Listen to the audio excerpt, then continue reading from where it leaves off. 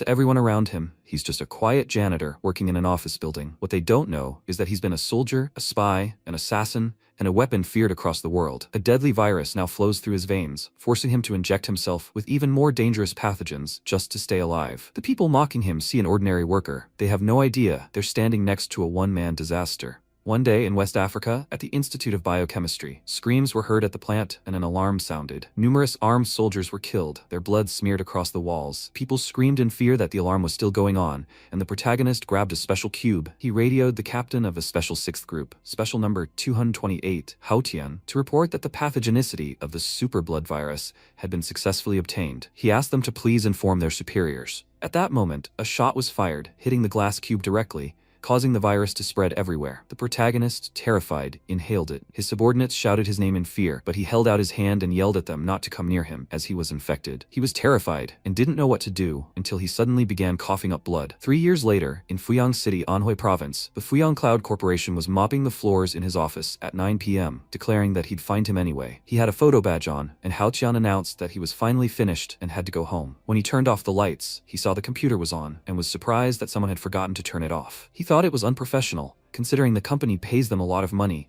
and they don't know how to count it. Electricity is so expensive these days. He went to the computer and saw an explicit video there, which made him start screaming in horror. Damn it. How could anyone watch something like that while they're at work? At that moment, a girl entered the office and asked who he was and what he was doing there. He replied that he was the new cleaner and was on duty. Yumu looked at him in confusion and asked, "New cleaner? Then what is he doing here near these computers? He shouldn't be in this company anymore." At that moment, Yumu noticed the picture on the computer and started screaming with embarrassment and anger. What was he looking at? How could he not be ashamed? He replied that she had misunderstood, but before he could finish, she suddenly hit him in the face with a pillow, causing him to jump to the side and say it hurt. His nose hurt. Yumu screamed that he was a dirty pervert, taking advantage of the fact that no one was there. How dare he watch such filth? Tomorrow morning she would fire him. Let him hand in his badge. Hao Tian begged her to listen to his explanation, because it was a misunderstanding. She slammed her heel on the floor and screamed that there was no misunderstanding. He was caught red-handed, and he still continued to deny it? Was he even a man? Hao Chen replied that he was very sorry. He was just passing by and thought it was abnormal to go to work and watch such films on the company computer. So he was so kind and decided to help. But it all backfired. He suddenly wondered why she became so agitated when she saw him. Was that really her computer? Yumu started screaming in anger at him for talking nonsense and wanted to stomp her foot on the ground again. But Hao Tian grabbed her leg and said, "Beauty." He didn't care if it was her, but insulting someone without even understanding the situation. Isn't that low? Yumu thought it was impossible. She had trained in martial arts since childhood. How did he manage to avoid her blow at such close range? At that moment, she cried out in pain and fell right onto the computer desk, causing him to exclaim, "No." Hao Chan replied that it was a great pose and that there was something to it, causing Yumu to scream in embarrassment. "Pervert, what are you up to?" Hao Chan asked again. "Pervert?" He saw that she was addicted to insults. It seemed he needed to show her what a real pervert looked like. Yumu didn't understand what he wanted to do and yelled at him not to even think about it, but he attacked her anyway, and she cried out in fear. A moment later, he picked up a pen and said, "Okay, it's done." Yumu yelled at him to just wait. He'll pay for everything he's done. She sobbed and screamed at him with tears in her eyes, causing Hao Tian to ask again, "Will he pay?" "Of course, but if this photo were posted on the company forum, she'd become very famous." He showed her an angry photo with words drawn on her cheeks, and told her to remember, girl, that she was the one who attacked him first,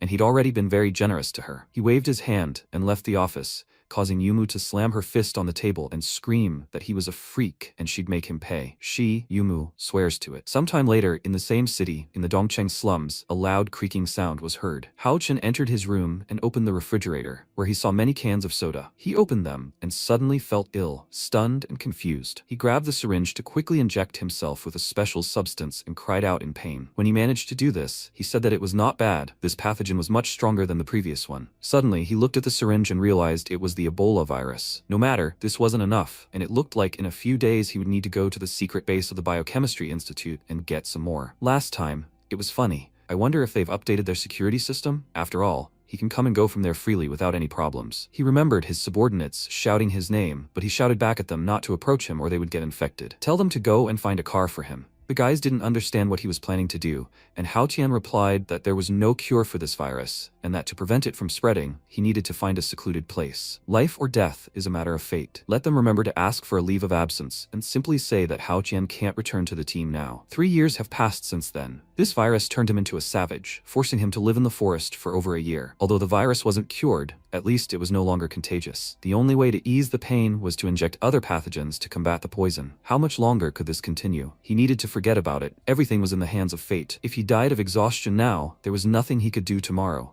and it was time for him to go to bed. When he lay down on the bed, he suddenly opened his frightened, intensely tense eyes. He didn't understand why it hadn't worked. They were viruses. How could they be useful? Had this virus mutated? Everything around him shone with a bright light, and the protagonist didn't understand what was happening. The next morning, he woke up on the floor next to his bed, breathing heavily. A profuse stream of drool flowed from his mouth, and beads of cold sweat were visible on his face. When he opened his eyes, he was surprised he wasn't dead.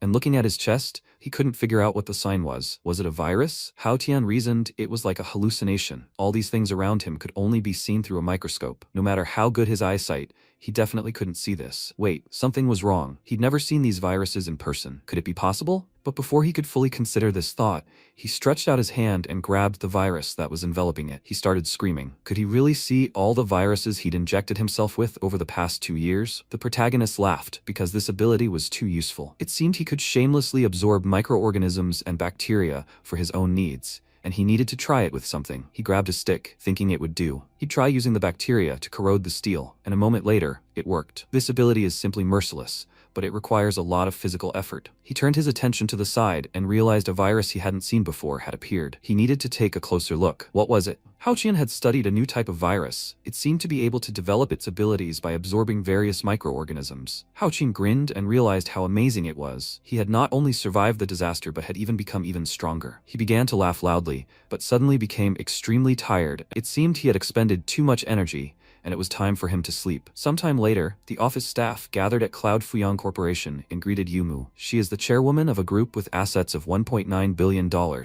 Her nickname is the Ice Goddess. She slammed the door of the CEO's office and, as she sat down in her chair, said that it hurt. It was all because of that jerk from yesterday. She remembered how, because of him, she had suffered such great humiliation, and now she would never let him go. He seemed to have said yesterday that he was the new cleaner, and couldn't understand how a cleaner from her own company could bully her. Yumu clutched her head and realized she needed to calm down, that Yao Yao would be coming soon, and she needed to talk to her about this. At that moment, a girl in high heels and a beautiful dress entered their office, and the employee informed her that the vice president, President Yumu, was waiting for her in the office. She waved her hand and replied that she knew everything. Yumu had been so excited on the phone. What had happened? Yao Yao is the vice president of Cloud Company, a little fox with a bad temper who loves to torment others. She entered her office and asked what had happened and why she needed her so early. Yumu was surprised that she had already arrived and asked her to sit down. Yao Yao lay down on her sofa and said she was so nervous that she almost sprained her ankle on the way. She thought she should go to the spa after work. She took off her heels and scratched her feet, and Yumu asked her to look at herself. What if some man saw her now? Yao Yao asked again. Who would dare come in here without permission? If anyone dared, she would squeeze them dry. She shouldn't pay attention to her friend's usual nonsense. If her friend lost her reputation and couldn't get married, she would have to take full responsibility. But that didn't matter now. What mattered now was what had happened to her. Yumu considered it. Was she really asking what had happened? She had suffered the abuse and humiliation of the cleaner yesterday, and of course, she couldn't tell her any of it. Yumu asked if she had brought the information she requested from HR. Yao Yao replied that everyone was here. Had she lost any important information? Yumu replied no. She simply sensed that there was someone of unknown origin and very suspicious, so she wanted to know if she had any information about him. Yao Yao smirked and asked again, did he do something? If this young lady had gotten his hands on it, he was unlikely to survive. Yumu looked at the resume, stunned, and realized it was Hao Tian in front of her. She exclaimed, it's him. She sat up, feeling her butt still hurt. Yao Yao asked what was wrong and why she had suddenly turned pale. Yumu replied that everything was fine, but she had a task for her. Let her make this man suffer for the next few days. Yao Yao was surprised by this. This man was just a cleaner, and for her, a worthy vice president, to deal with a cleaner? Wouldn't that lower her to his level? His monthly salary was only 2,000, so she thought she might as well just fire him. Yumu screamed that firing him would be too soft. She wanted her to do everything possible to finish him off. At that moment, Yao Yao decided to check her temperature with her hand, and Yumu was surprised and asked, what is she doing? Yao Yao asked again, is she fine? Why is she so angry? Yumu replied that this guy had offended her yesterday, and, besides, she'd been in a bad mood for the past 2 days, so she'd chosen him to vent her anger. Yao Yao smirked and replied that it seemed like that was what had happened. Although letting her deal with this guy was a serious waste of her time and talent, she reluctantly agreed to make her friend feel comfortable. Now she could relax. Yumu replied, okay then, and her main task these days was to deal with the cleaner, and she'd take over some of her work. Yao Yao winked and said she knows how much she loves her. If she were a man, she'd agree to repay her with her body. Yumu told her to leave, already grinning, and Yao Yao closed the door behind her. Yumu continued to stare at Hao Tian's resume and thought about him. She screamed that she wouldn't let him go until he spit blood, and she'd also keep a very close eye on him. With that, she pierced his photo with a pencil. Meanwhile, the protagonist was still lying motionless on the floor in his room. He jumped up and screamed, "What? Had he really slept for 3 whole days? Absence from work without a valid reason is punishable by deduction of wages." He quickly got dressed and ran to work, because he couldn't afford to lose it now, and they couldn't fire him yet. As he ran to work, he saw the baker and exclaimed that it smelled delicious and that he should give him 2. The guy asked, "Hao Tian, his sister-in-law said he hasn't come to work lately. Did something happen?" Hao Tian scratched his head and replied, "Nothing serious, he'd just been sick for a few days." The man told him to come over for dinner that day. Relatives from his hometown had recently brought him several bottles of good wine, and he knew he tolerated alcohol well. So would he have a few glasses with him? Hao Chen replied that his shift ended early today and he'd come over right after work. After a while, Yao Yao looked at her phone and realized it was truly strange, as Hao Tian hadn't shown up for 3 days. Everything was ready, but why was this guy late for the show? Her phone rang, informing her that Hao Tian had finally arrived at work. She replied, "Okay, let her behave as they agreed, otherwise she'll be fired." The girl replied that she'd heard him already there, and looking at his excuse on her tablet, said she'd arrived just in time, as it was time for the show. Hao Chen begged department head Lei not to get angry and to let him explain the situation first. He shouted that he didn't want to listen to his explanations or any of his other nonsense. He'd been too insolent. His probationary period hadn't even expired yet, and he was absent from work without a valid excuse. What did he think he should do? Hao Qian, perplexed, replied that he was absent due to family reasons, not because he wanted to skip work. The director shouted, "Do you think anyone would believe that?" It was obvious he just made this up, and according to company rules, if someone was absent from work for more than 2 days without a valid reason, they were fired. Hao Tian asked the department head to stop. He was just a janitor and a small part of the company. Maybe he'd forgive him this time? Last month, someone hadn't shown up for 7 or 8 days, and the department head was angry that this guy was trying to drag him down with him, that they were being watched. He yelled at him to stop, saying there was a camera behind him. Hao Chen chuckled and asked, "What's he afraid of, boss? There was no one else here? Or maybe they weren't invisible?" He knew there was still a camera there. Was the number of cameras in the manager's office too high? And his instincts told him someone was trying to lure him into a trap. Hao Chen started screaming. He remembered the department head once saying that seeing the company president had a very disgusting character, and that if she died, 1,000,000 people would urinate on her grave. Lei, tears in his eyes, didn't know what to do and mentally begged him not to drag him to the grave with him if he wanted to die himself. Yao Yao was angry that this guy dared to insult even her. They should teach him a good lesson. Yumu told her not to worry because she would support her and wouldn't force this idiot to respect her. Lei shouted, "Hao Tian, from now on he will be responsible for everything in the bathrooms from the 1st to the 27th floor. He can forget about the bonus at the end of the month." Hao Tian shouted, "No problem. He has a lot of energy and a strong body to do the dirty work. Just don't fire him, please. That's all he needs." He also turned to Lei and asked if he could lend him some money. He was completely out of cash. Lei shouted, "Does he still have the courage to ask him for this? He has no money and is still absent from work? Let him get out of here and get to work." Hao Tian slammed the door and replied, "Well then, he'll get to work." Yao Yao mentioned that she thought it would be better to transfer him to the administrative department so they could play with him more comfortably. Maybe even bury him in the work that was tiring her out. Yumu frowned and replied that if the girls in her administration heard about this, they will die laughing. She should forget about it. This idiot is an illiterate high school graduate. What else is he good for besides mopping floors? Meanwhile, the protagonist bought a high school diploma for $200 and is mopping floors. The girls watched them, and Yao Yao commented that he was strong and energetic. This guy has pretty good physical strength. Maybe they should make him a security guard? Yumu screamed that he didn't deserve it. He was a dirty, illiterate, disgusting freak. Just one look at him made her unable to eat for 3 days because of his stench. At that moment, Yao Yao asked why she was in such a bad mood today. Who had upset her again? Yumu asked again. What? It was because of him that she was in such a bad mood, and she should remember to teach him a good lesson tomorrow. Yao Yao replied that she understood and waved her hand. A few hours later, Hao Tian finished all his work and realized it was time to leave. Today he was going to have lunch at his friend's house and he needed to buy something. He couldn't come empty-handed. He went to the department head, who asked if he was finished yet. Then they would see each other tomorrow. Hao Tian again asked him, smiling, to lend him some money for groceries. The leader screamed, "What the hell?" He'd never seen someone so shameless. Sometime later, a girl walked by on the famous street of missing people in the chaotic Dongcheng district. If people were targeted here, they would 100% be dead. A terrifying-looking guy followed her, and the girl was frightened when she turned around and abruptly started running. Hao Chan realized that with his serious face and the appearance of a gentleman, how could she mistake him for a criminal? Maybe this girl was blind? He thought there were guys here who didn't seem to have very peaceful intentions. and he better warn her. He shouted at the girl to stop, and she started screaming that he was a pervert and running away from him. Hao Jian was surprised and realized that this was too much. The girl thought that this man looked so obscene and that it must be Mao's man again. It seemed he was chasing her again. Suddenly, another guy stopped in her path and said what a coincidence it was that they met here. Where is she running? Is she in such a hurry to get home? He forgot to tell her yesterday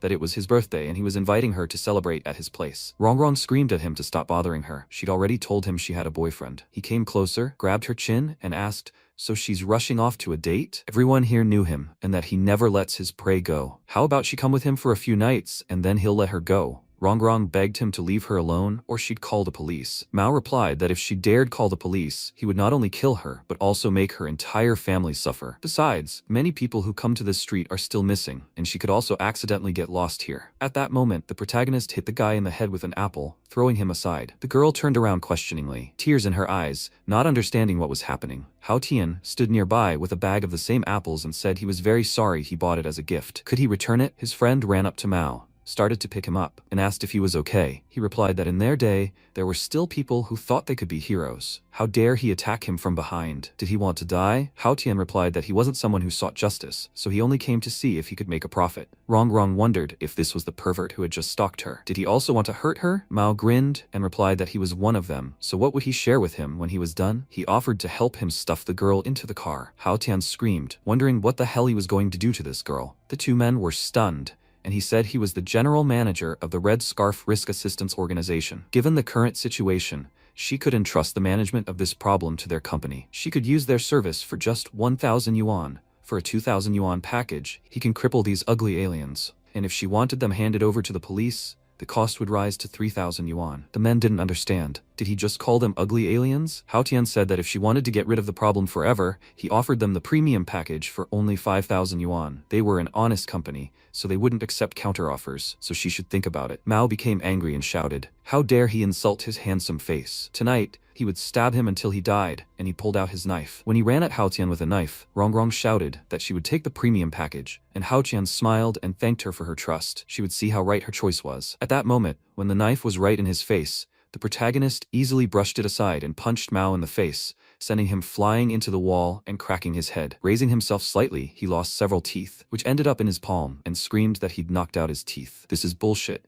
No one in this area had ever been subjected to such humiliation." Hao Tian asked with a smirk. "Really?" After that, he kicked the guy in the face even harder and screamed that this was his first time. At that moment, his friend grabbed the knife and began attacking Rongrong, shouting that it was all her fault, that he would finish her off right now. But suddenly, he was captured by Hao Tian's forces, and before he could even think about it, it happened. Hao Tian began to strangle him, and the guy screamed in pain and a moment later fell to the ground, exhausted. Rongrong was surprised. Who was this guy? He was too strong. Hao Tian kicked Mao in the back again and said the mission was successful. If she didn't want to see those two ugly aliens again, she could order a diamond package. He could get rid of them, and even the police wouldn't find a trace of them. She replied that she didn't need it, and that she thought he really could do what he said. Rongrong thanked him, saying he was a good man and would be blessed for his good deeds. Hao Tian replied that he didn't need her blessings, and he needed money. She said she didn't have enough money in her wallet, only 300 yuan. Hao Tian asked if she was that poor. She replied that she had just started working, so she didn't have much money, and she would give him the rest later, she swears. Hao Tian replied that she could pay the remaining 4,700 yuan in installments,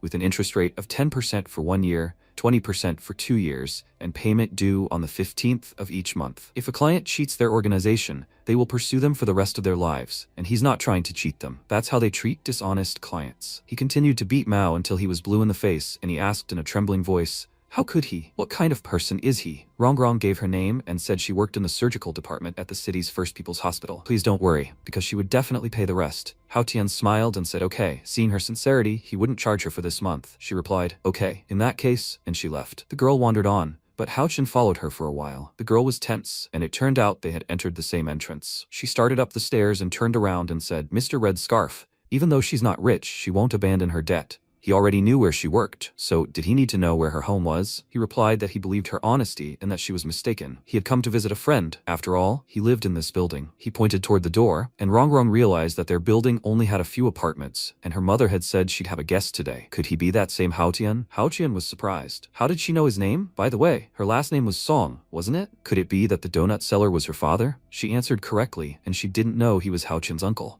This made her embarrassed, and Hao Qian became angry, saying it was incredible how his friend could have such a beautiful daughter. He laughed and replied that their age difference wasn't that big, so she shouldn't call him uncle. She replied no. He was her father's friend, so she should call him uncle. Since he was her uncle, could she not return his money? Hao Tian replied no, the contract was already signed, unfortunately, and it couldn't be broken or cancelled. At that moment, she walked down the stairs toward him and asked if she could get a discount. He scratched his head and replied that he could waive the commission fee, but the principal payment had to be paid. Rongrong thanked him for this, and Hao Tian thought it was hard to believe his friend had such a sweet and cunning daughter. At that moment, Rongrong's mother just came home and asked, "Rongrong, Hao Tian?" The guys turned to look at her in surprise. She asked if they really knew each other. After that, they entered the house, and Hao Tian and his friend decided to have a drink. Their glasses collided, and the father of the family said he suggested they have one each to warm up before the meal. He didn't have to worry about the food. Everything would be ready in a couple of minutes. Hao Tian replied that they didn't have to rush, and in a separate room, Mom and Rongrong began discussing. Zhang asked if she really had met him halfway, and if they really hadn't met before. She replied that it was true,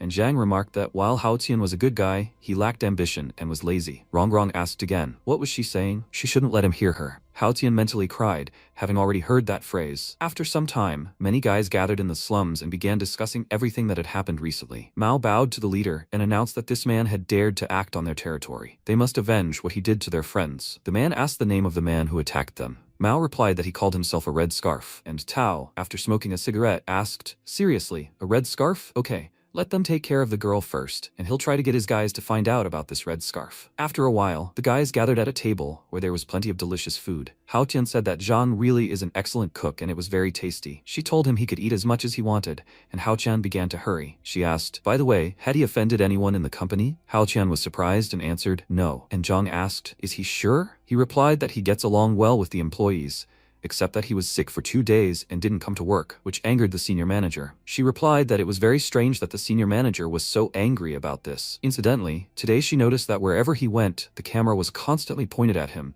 as if someone was deliberately watching him. He began chewing more slowly and asked again, is this true? He wondered what was going on. Initially, he'd been working on security, and it was only for the company's peace of mind and the company's team. Now they were deliberately monitoring him. It was normal that they wanted to punish him, but if they started an investigation, they'd likely figure out what was going on. At that moment, he was dumbfounded. Rongrong replied that even if he had truly offended someone, he had nothing to worry about, as he was very young and finding a job wouldn't be difficult. Hao Tian scratched his head and replied that he actually got along well with everyone and didn't want to change his job yet. His friend chuckled and replied, okay. He appreciated his friend's tolerance. Zhang silently hated him for that demotivating look. He had no motivation or ambition whatsoever. They clinked glasses again and drank. When Hao Tian got ready to leave, he said it was getting late and he'd go home. Thank you for inviting him to dinner. Rongrong replied, she will see her uncle off. And when the door slammed, Rongrong ran up to him and told him about what happened today. But before she could finish speaking, Hao Tian replied that she shouldn't worry because he wouldn't tell her parents about it. She should go back because it was already late, or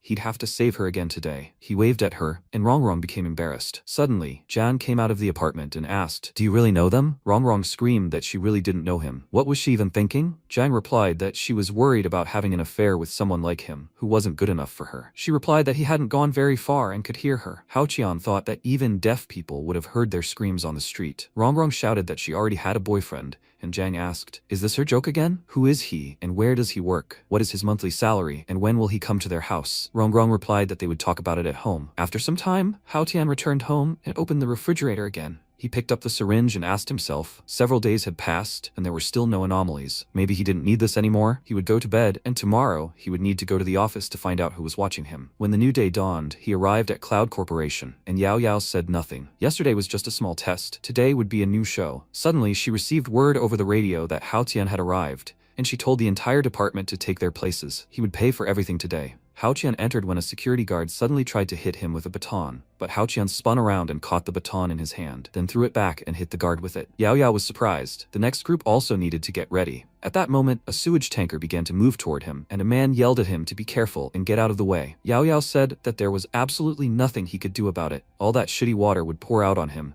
and Hao Qian chuckled as he was suddenly able to easily step back, and the guy flipped off the tank and into a puddle. Hao Qian chuckled, saying it was a good try. And Yao Yao screamed, how come? When he entered, he greeted his boss, who asked if he was already there. Let him sit down, he needed to tell him something. He was lucky enough to avoid everything that had happened before, but this time he wouldn't be so lucky because she had done some work on his chair. As soon as he sat on the table, it would break. Hao Tian began to sit on the table, asking what happened and why he was so serious. Sitting in a chair, he crossed his legs and asked, "What's wrong?" Yao Yao shouted that it was impossible and didn't understand why it wasn't working. Lei was also surprised and didn't know what to say when he suddenly started shouting, "How is he doing his job? Let him see the mess he made yesterday. He's a young man, about 20. But why are his arms and legs so clumsy?" Hao Qian realized that if this man was able to spy on him through the cameras here, he must hold a high position. Lei shouted that from today on, he would have to clean the restrooms from the 1st to the 27th floors 3 times a day. Hao Qian replied that he heard his order, "Boss," and he would go get to work. After these words, he left the office and slammed the door. Lei stood up and looked at the chair in surprise. Then he tried to sit up on his own. But at that very moment, the chair broke. He screamed because his butt was really hurting, and Yao Yao was surprised. It was strange. The chair was clearly broken, so how did this guy manage all this? At that moment, Yumu knocked on her office door and asked how everything went today. Yao Yao replied that dealing with this guy was difficult. She hadn't even been able to relax all day, but he was clearly forcing her to do something else. Yumu asked again, "Something else?" She replied that there was something she wanted to do and whispered in her ear that she would tell her a secret. Yumu asked again, "But wasn't that too much?" She replied that her friend was too kind, and she shouldn't worry about it because she would take care of him for her. Yumu thought about having a meeting that afternoon, so she was in charge of this company, and Yao Yao said okay, she would do her job, and Yumu could be sure of that. After some time, the protagonist found himself in the restroom and washed the floor. He was surprised that they were seriously watching him, even while he was busy cleaning. It really irritated him. Maybe it was the girl he met earlier. No. He didn't think she would dare, since he still had her photo in his hands. First, he'd determine where this person was. Most likely, he should be somewhere in the administrative department on the 8th floor. The girls were discussing what was expected of the president's female army. He checked the entire department but still didn't see her. Suddenly, he was stunned and didn't understand what this girl was doing. Was she the general manager? She was yelling at him to drop everything, clean up, and go up to the president's office on the 8th floor. The copy room was really dirty, so he should go and clean it up. It was Yao Yao who spilled ink in the office, and Hao Tian replied that it was all clear and he was on his way. So she wanted to deal with him? Fine, then he'd play with her a little. After some time, the protagonist found himself on the 28th floor. When the elevator doors opened and he entered Yao Yao's office, he saw an incredible mess on the floor, scattered with paints of various colors. Yao Yao greeted him and said she was so sorry he had to come here because of her. Liu wasn't feeling well today, so she had to call him. The girl had been watching indecent images at work and knew she had to stop watching them at work, or she would get into trouble. Hao Qian was surprised. How could such a thing even happen? Yao Yao replied that she accidentally dropped the ink, and Hao Tian thought that she couldn't have done it by accident. Even the real King Kong wouldn't be that clumsy. Yao Yao replied that they were lucky the boss wasn't here today. Otherwise, she would have gotten a severe scolding. Hao Tian considered that she could continue pretending. He already knew it was her. During his life, he met many different people who wanted to deceive him and even kill him, but none of them succeeded, and they themselves went to hell. He said he could handle this mess in a few minutes, but next time, please let her be more careful. Yao Yao was surprised he didn't even glance at her. Was he completely uninterested? There wasn't a single man who wouldn't like her. What was wrong with this guy? Or had her charm diminished with age? That couldn't be right. She was just as beautiful. Couldn't she charm him? She couldn't believe it. Yao Yao smiled and said, "Okay, thank you very much." Hao Tian thought, wow, how happy she was to be putting a spoke in his wheel. She grabbed his badge and said that it turned out his name was Hao Tian. What a coincidence. Her younger brother had the same name, and he wasn't as tall as he was. Hao Qian said the buttons on her collar looked like they were about to fall off, and she became embarrassed and started screaming. Where is he looking? He's so bad. Hao Qian thought her acting was too bad, and he didn't believe her. She was still too young and inexperienced to fight him. Yao Yao was angry and couldn't understand how he dared look at her delicate skin. She wanted to finish him off right now. 10 minutes later, she entered the office, and Hao Qian said that everything was ready and that she could see if anything needed cleaning. Yao Yao replied that he was doing such a good job and that it was super clean, and Hao Tian said that if everything was here, he would leave. Yao Yao told him to stop because it had been a hard day for him because of her mistake. She made tea for him, and he could drink it and rest before leaving. Hao Tian replied that everything was fine. He wasn't tired and didn't want to drink right now. There must be something wrong with this tea. After all, she'd been pretending for so long just to give it to him. Yao Yao thought that since he was not only rude but also very vulgar, she'd increase the dose for him, and if he didn't drink it, all that work would be for nothing. She said she'd never offered tea to anyone before, and had never treated anyone to this. It was so hard for her to have tea, but he didn't drink it. He was so mean. Let him not be such a bore. Hao Qian replied, okay, he'll drink it all, and now they'll see what all this show was about. She laughed, thinking about how he could drink it and feel all the pain in his ass. Hao Qian brought the glass to his face and realized it was a laxative. He grinned, saying that even a super virus couldn't do anything to him, so what would a small dose of laxative do to him? Yao Yao grinned, and Hao Qian said thank you, it's very refreshing. She realized it had worked, and Hao Qian thought that now that she'd made her move, she shouldn't accuse him of becoming a wolf. If he didn't resist, he wouldn't be able to live up to her high expectations, and as the saying goes, he'd do to her what she did to him. Let her feel the pain in her stomach. At that moment, he grabbed his head, and Yao Yao screamed, "What happened?" He creaked so suddenly, startling her. He replied that he'd remembered something and wanted to hear her opinion, and she asked again, "What?" Yao Yao was frightened, and didn't understand what this guy wanted, and he mentioned that it seemed one of the girls from their 8th floor had taken offense at him, which startled Yao Yao. Hao Qian said that in the last 2 days, he'd noticed that wherever he went, the camera was constantly pointed at him. To interrupt this, someone from the president's administrative department on the 8th floor, where only girls were, would be needed. Yao Yao realized that this guy had figured everything out quickly and was quite perceptive. Even if someone was watching him, it didn't mean they were interested in him, and Hao Tian replied that he'd thought so at first. After all, he was just a small janitor, and his position in the company wasn't that important. So why would anyone keep an eye on him unless he'd offended anyone? Yao Yao asked. He's such a good person. How could he offend anyone? Hao Tian confirmed this and said, does that mean she also thinks he's a kind, good person? And since he hadn't offended anyone, it means someone had caught his eye. But when he thought about it, it became a little creepy. He was just a janitor, with no money or talent, and the woman spying on him, he believed, was not fully developed. He was sure she had the body of a pig and her personality probably left much to be desired. He was also sure that she was destined to be alone. He didn't know if he could handle her on his own, but if he couldn't, he hoped she would help him. He put his hand on Yao Yao's shoulder and thanked her for listening to his problem. He thought it was time to get back to work. When he left the office, Yao Yao realized he was a good man, but now they'd see if he was still calm in 3 hours. After a while, Hao Qian thought about how the golden diarrhea virus usually takes effect no later than 3 hours. It was a shame he wouldn't be able to look at a beautiful woman in distress. At that moment, a car with Yao Yao at the wheel pulled up and said what a coincidence. She didn't expect to see him after work. He was surprised because he wondered what else she had planned. Yao Yao said that if he hadn't helped her out that afternoon,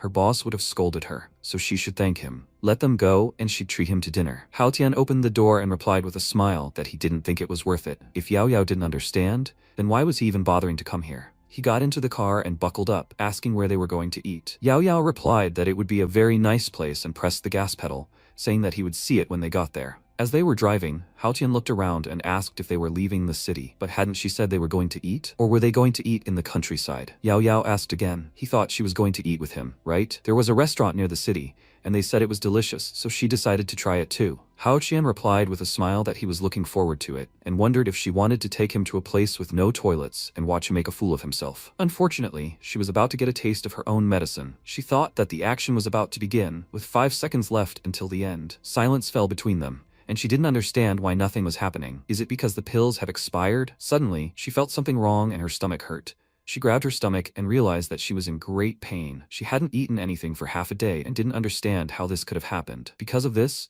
Yao Yao stopped abruptly, grabbed some napkins, and ran into the forest. Hao Tian asked, "Where is she going? He didn't see a restaurant here." Yao Yao climbed over the fence and screamed, "What the hell is a restaurant? Let him stay in the car." She continued running in terror, and Hao Tian asked why she went into the bushes. It wasn't safe. She screamed at him to wait here and not to follow her. She was in a hurry. Hao Tian replied that she could have just told him directly that she needed to go to the toilet. Otherwise, he would have thought she had some kind of crazy fetish. Yao Yao screamed angrily, "What is he, an idiot? What does he think she's going to do with a piece of paper? She needs to go a little further." She started taking off her panties, and Hao Tian yelled that there might be snakes there and that if she was in danger, she should call him. She got scared and screamed that there weren't any there. He was just joking. She replied that he was a freak. How dare he mock her? She would finish him off a little later. At that moment, she suddenly felt nauseous and vomited. Her hands were shaking, and she didn't understand what was wrong with her. She felt very ill. Hao Tian, who was standing near the car, also didn't understand why she was gone for so long. Maybe something had happened to her? A minor case of diarrhea couldn't kill a person, right? Suddenly,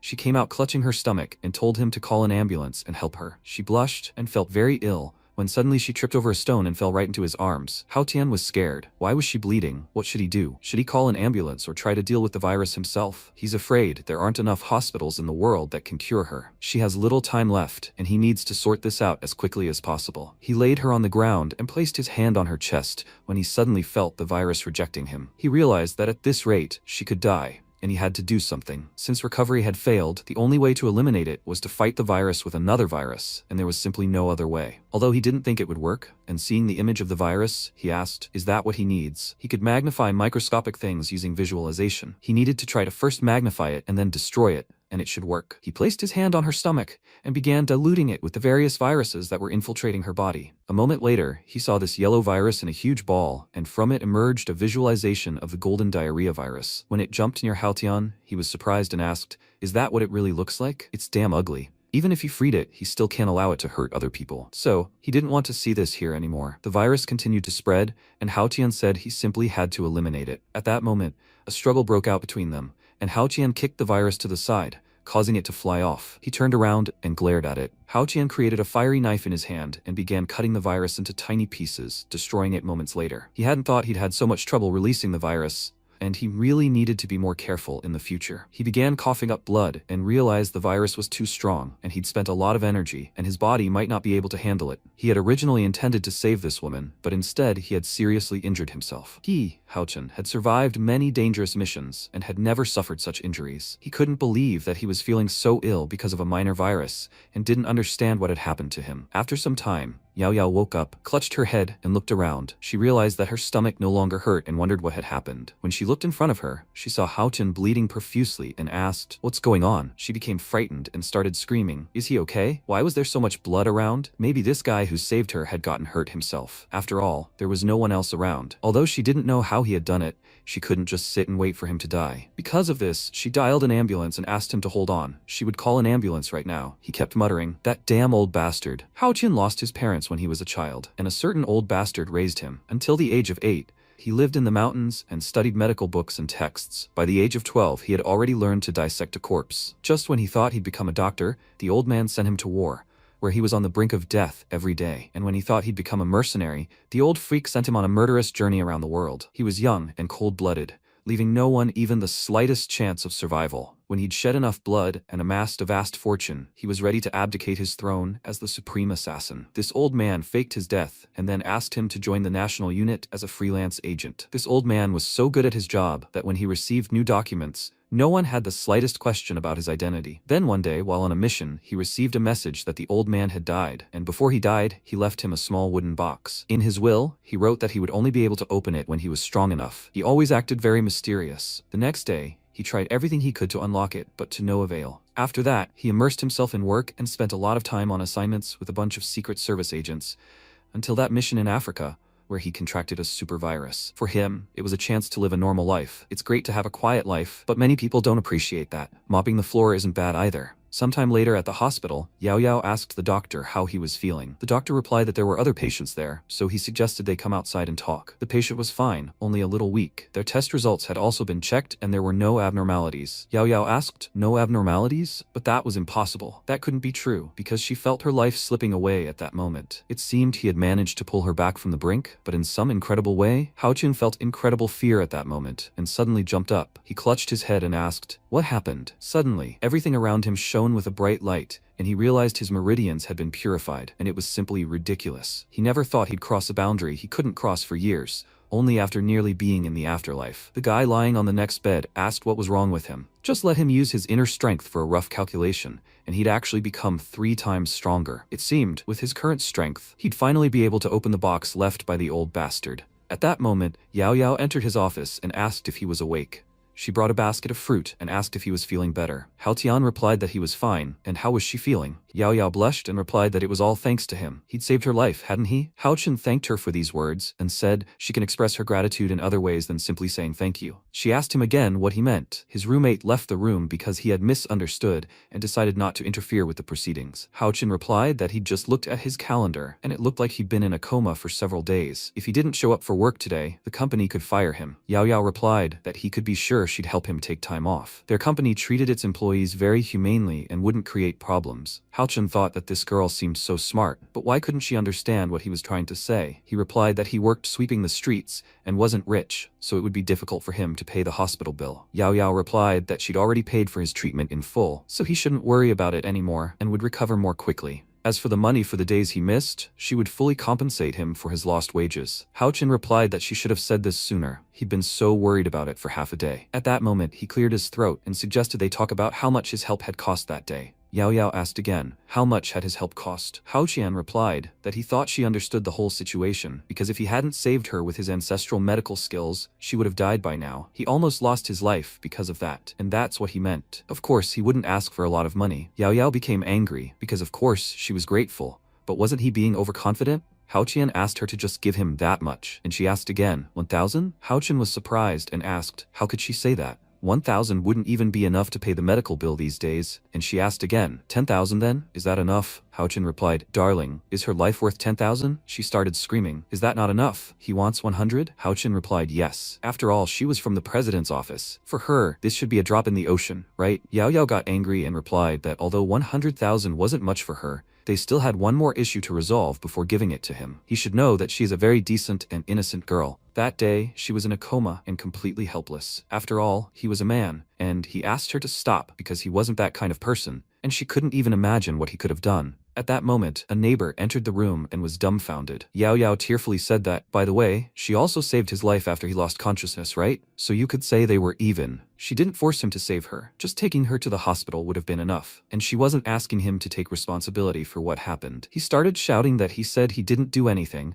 and she should forget about it because he didn't need the money. Yao Yao answered perfectly, and then they forgot about everything. She wondered what this jerk thought he could do to her. At that moment, Hao Tian got angry, got out of bed, and shouted that he was going home. There was no point in staying here. He'd better get his room deposit back. He left the room and was told that the 20,000 yuan deposit he'd paid was still there. They returned the money, and Hao Qian said that since she was asking, he'd take it. Yao Yao got angry, and Hao Qian thought that this girl had paid tens of thousands of yuan in deposits. That would be enough for him for a while. By the way, he still didn't know her name, and she answered. Hao Qian said it was a good name, suggesting they end it all because he had things to do here, and he'd go. They'd see each other at the office. She was going to invite him to dinner, but he was an idiot, so he could forget about it now. When Hao Tian left, Yao Yao was surprised. Why did she think he looked even healthier than before? Sometime later, in the eastern district of the city's slums, Hao Tian was shouting, where is it? Why can't he find it? Hao Qian replied that the old bastard must have left something good behind. He should carefully examine everything inside. He begged the box to open and show him what that damn old man had hidden there. As he rubbed the box, he began to shout, what? Why is this? He slammed the box to the floor and screamed that even in death, he was mocking him. He climbed into his refrigerator again and screamed that he was so angry at that old bastard, he knew he was unreliable. He was so happy, but it turned out it was all in vain. Suddenly, the old man appeared behind him and said, little bastard, they haven't seen each other for a long time. He turned around and didn't understand. Old bastard? The man said that by the time he saw this video, he was sure he would no longer be alive. He knew he must be cursing him right now, but he didn't care, so he could continue. Hao Tian realized the damned old man was about to play some game of his own again. The fact that he could see him meant his power had reached the point of meridian refinement, which was both good and bad. As his beloved disciple, he should know a few things. In fact, he didn't die because his time had come. He died from a serious injury during a martial arts competition. Hao Qian was very surprised by this, and the old man continued to explain that he was actually the head of the Tianjiang Palace of the ancient sect. They had an irreconcilable class conflict with another section, the Flying Feathers sect, and every 30 years, both sides compete in a sect competition. But without a doubt, the Flying Feathers would have an overwhelming advantage this time, and would be hard-pressed to win. Previously, anyone who was a Flying Feathers leader wouldn't have stood a chance, but now things are different. This is all because in the 63rd generation of the palace, there are actually only 3 disciples, and he, Hao Tian, is the only member of the palace in the 64th generation. He cried out, is he now the only disciple? Was he joking? The old man kept saying that the ancient book in this box was a school and a subjugation of heaven, and he must practice well to take revenge and restore the sect's reputation. Hao Tian shouted that he knew the old man had always been hiding something from him. Wasn't this just another way to send him to his death? The old man replied, of course, he knew his boy well, so to prevent an accident, he poisoned him. If he didn't study the 9 heavenly star subjugation to cleanse his veins of poison, he wouldn't live more than 10 years. He was angry that this damn old bastard had done such a thing. This book is called the 9 heavens and stars subjugation. If he persistently cultivated to reach the 2nd level, not only would the resistance villages rise, but he would also reach a new realm. If he was right, he should be cursing him now, but he should accept it. After all, he really did choose him as his successor. Hao Tian burst out laughing, feeling incredibly unlucky. When he arrived home, he asked if it was possible that the supervirus could somehow coexist with this poison. The only question was how long it would last. He can't deal with the supervirus itself right now, and last time he barely had enough to fight a small diarrhea virus. It seems like he's destined for nothing in the lives of ordinary people, like an old man. Although the old freak isn't trustworthy, the book will prove quite useful. It says there are 6 layers, and also says that even geniuses of the previous generation couldn't break through to the third layer. Hao Qian thinks this secret technique is truly difficult to cultivate. The Nine Heavens technique is divided into two parts, Yu and Chen. Yu focuses on the use of elixirs and acupuncture,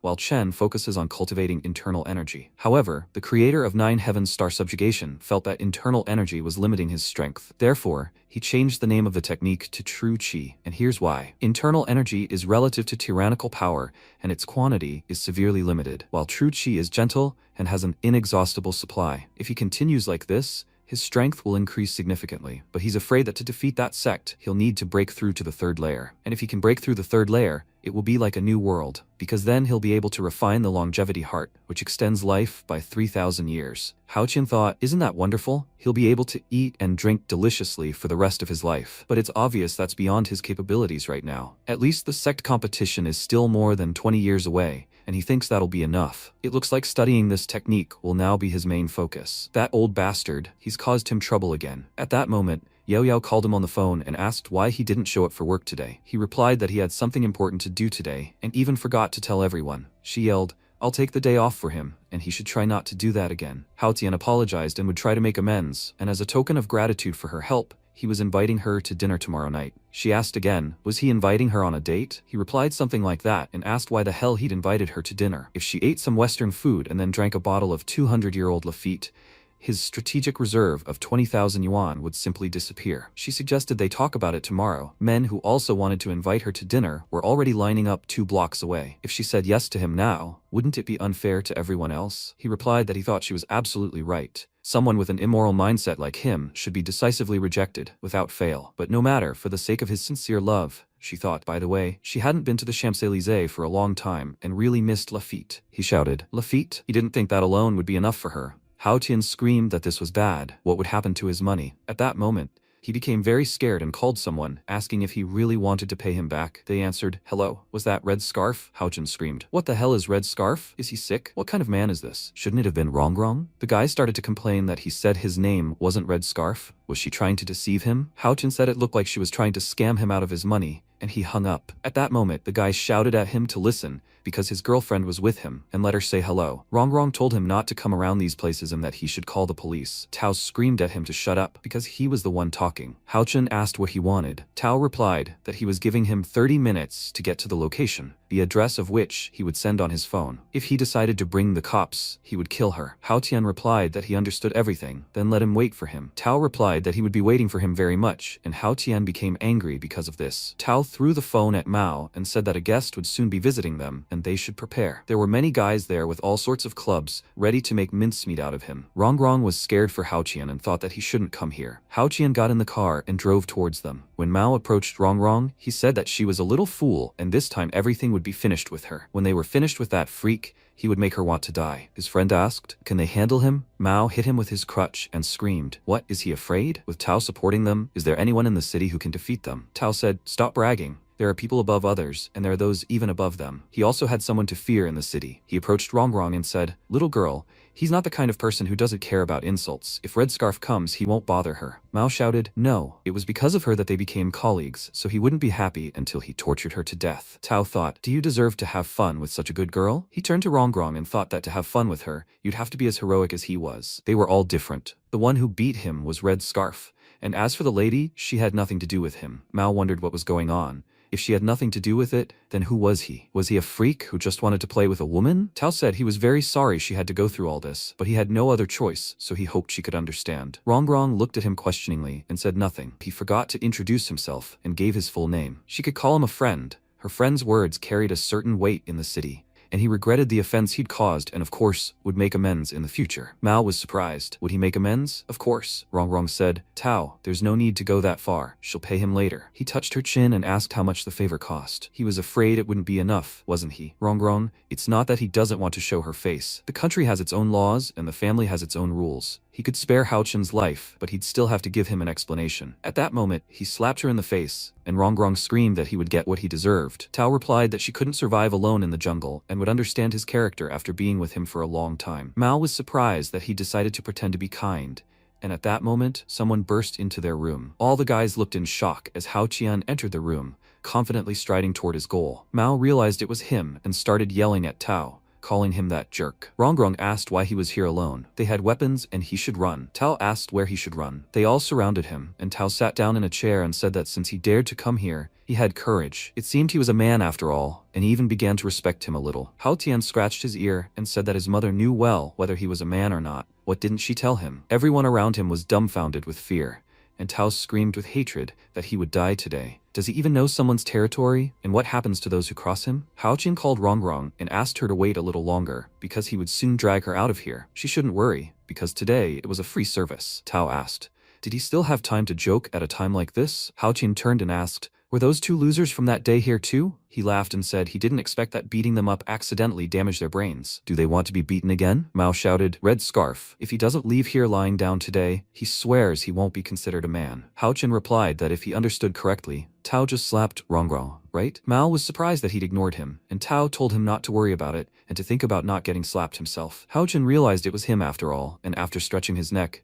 said he genuinely couldn't understand how such trash could gain a foothold in the city. Could they really be called a criminal underworld? Compared to the Japanese Yakuza and the Italian Mafia, their equipment and capabilities were far inferior. Tao couldn't understand why they were doing this to this guy. How was it that he wasn't the least bit afraid in the face of this fight? It seemed like he was just a poor, sullen kid with no one to stand up for him. This caused one of the guys to swing his club and start screaming, but Hao Tian easily parried the attack with a sharp turn and hit the same guy in the nose, sending him flying and bleeding. Mao asked, what just happened? Tao jumped up and asked, so he's a fighter? He'd underestimated him then. He got angry and shouted at everyone to move forward, not hold back, and fight to the death. Mao went crazy and shouted, what's wrong with Tao? Red scarf. This time he'll bleed all over his body, and when that happens, he'll use the red scarf as a gallows. At that moment, Hao Tian was expecting an attack when he suddenly raised his hand and began sweeping the guys away one after another, easily destroying each attacker. He fought so dexterously and quickly that no one had time to react, and when all the guys were hit, Tao, stunned, asked,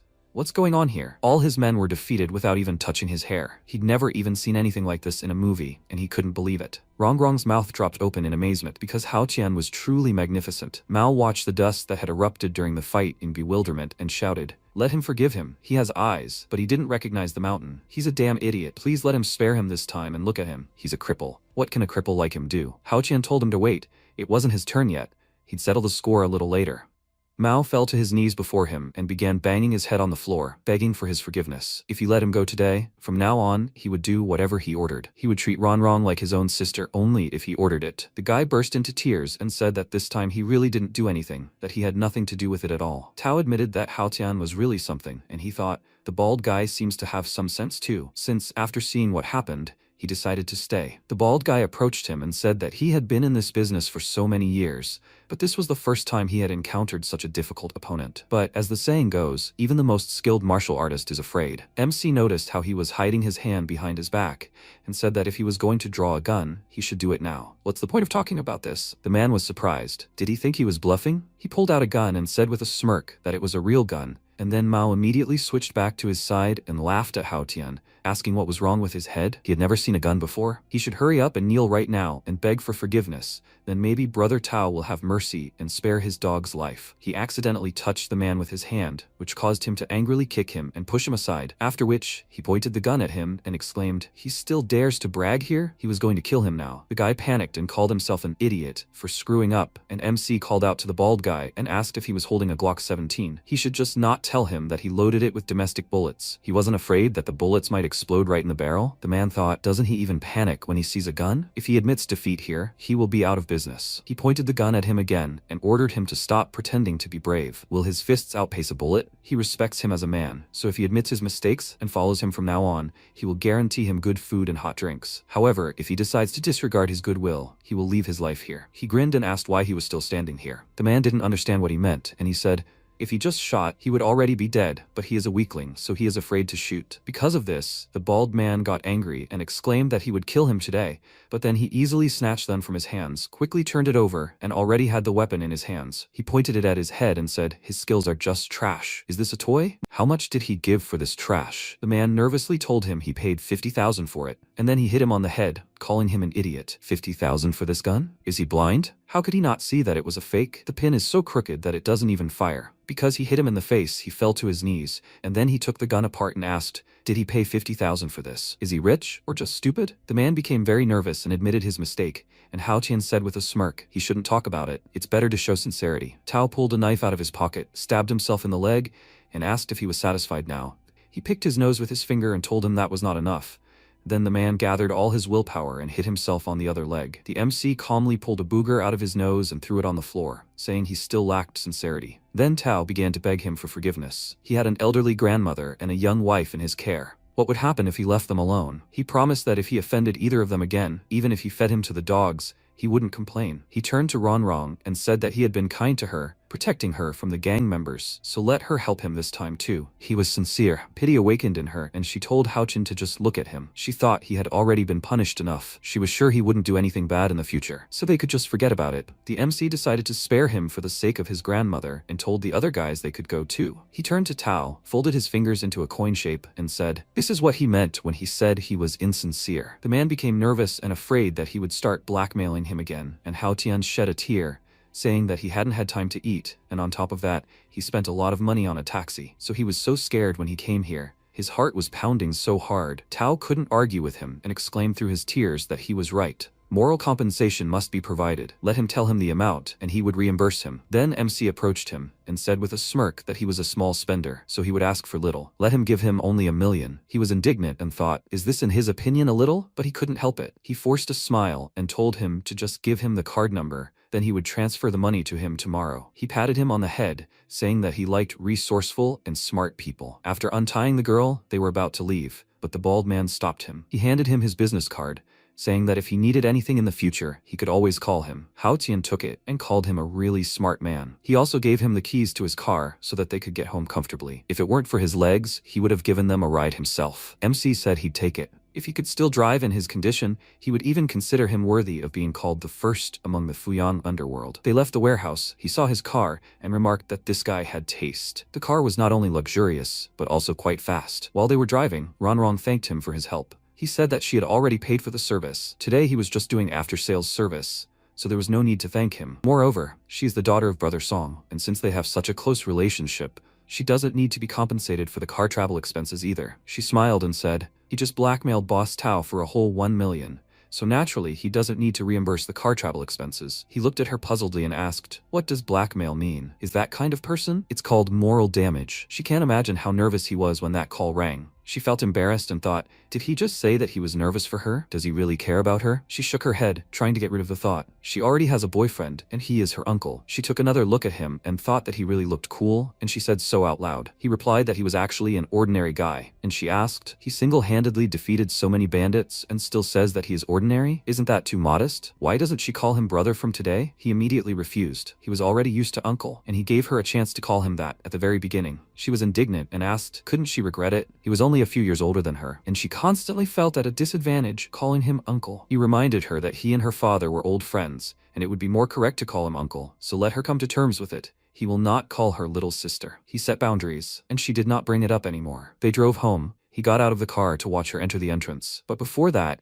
she turned around and said with a smile that during the time they talked, she had developed a certain feeling about him. She can't say for sure, but she has a feeling that he has built a high wall in his heart. At first glance, he is very sociable and caring, but as soon as someone wants to get close to him, they discover that everything they approached was just a big cold wall. He played dumb, saying that she spoke too complicatedly. He didn't even finish elementary school, so he didn't understand her. She smiled and said, since childhood, she envied those who had older brothers, which is why she really wanted to treat him like a brother. She didn't mean anything else in case he suddenly misunderstood her. Also, he's a very good driver. His driving skills are even much better than experienced taxi drivers. She doesn't even mention his knowledge of martial arts. He has so many skills, so why did he decide to work as a cleaner? He answered her that cleaning dirty things gives him a sense of satisfaction. But is it bad to work as a cleaner? Ronrong said that his reasoning sounded good, but unconvincing. He's probably already been through a lot, and both his mind and body are exhausted. So, cleaning is a way for him to relax his spirit, right? He frowned for a second, then smiled and said, she's embellishing things too much. He doesn't even have a driver's license. He told her to stop worrying about him. Isn't she tired herself? Doesn't she want to go home? She insistently suggested that he think about it as soon as she goes home. She knows what's in his heart,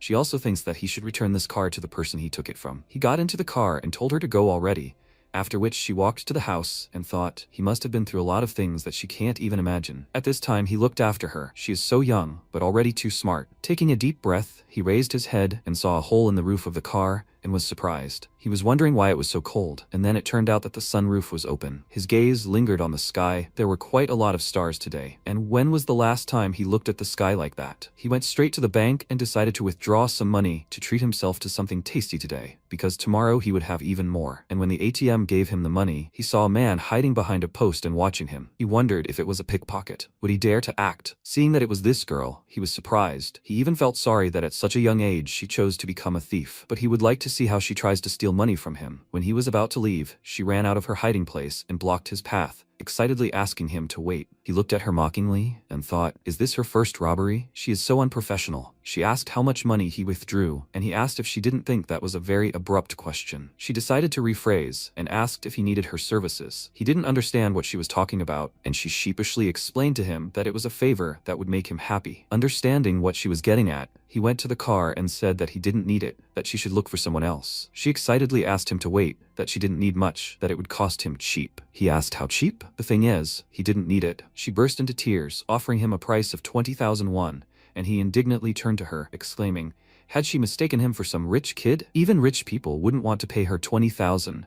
Because they could find 10 for that kind of money. She showed him her student ID and said that she was a student at a technological university. She had just turned 18, although this was her first time, and she was generally not bad looking. Her friend, who was studying with her, said that 20,000 was inexpensive. He looked at her student ID and asked if her name was Ting Ting. Fake documents are very common these days. Does she think she can convince him that she is a university student with this? She exclaimed that if he doesn't believe her, he can take her student ID and identity card and check everything at one of the university departments. He threw her documents on the floor and told her to forget about it. He advises her to stop doing this and go home early to rest. Let her not worry her mother. She cried even harder and said that her mother is in the hospital. Could she at least do this for him for 15,000? He looked at her and thought, remembering himself as a child, she looks as helpless as he was then. He asked if she had really made up her mind already. If she had already decided everything for herself, then she should follow him. They would rent a room at a hotel. And so they arrived at the hotel. She was sitting on the bed and was very nervous,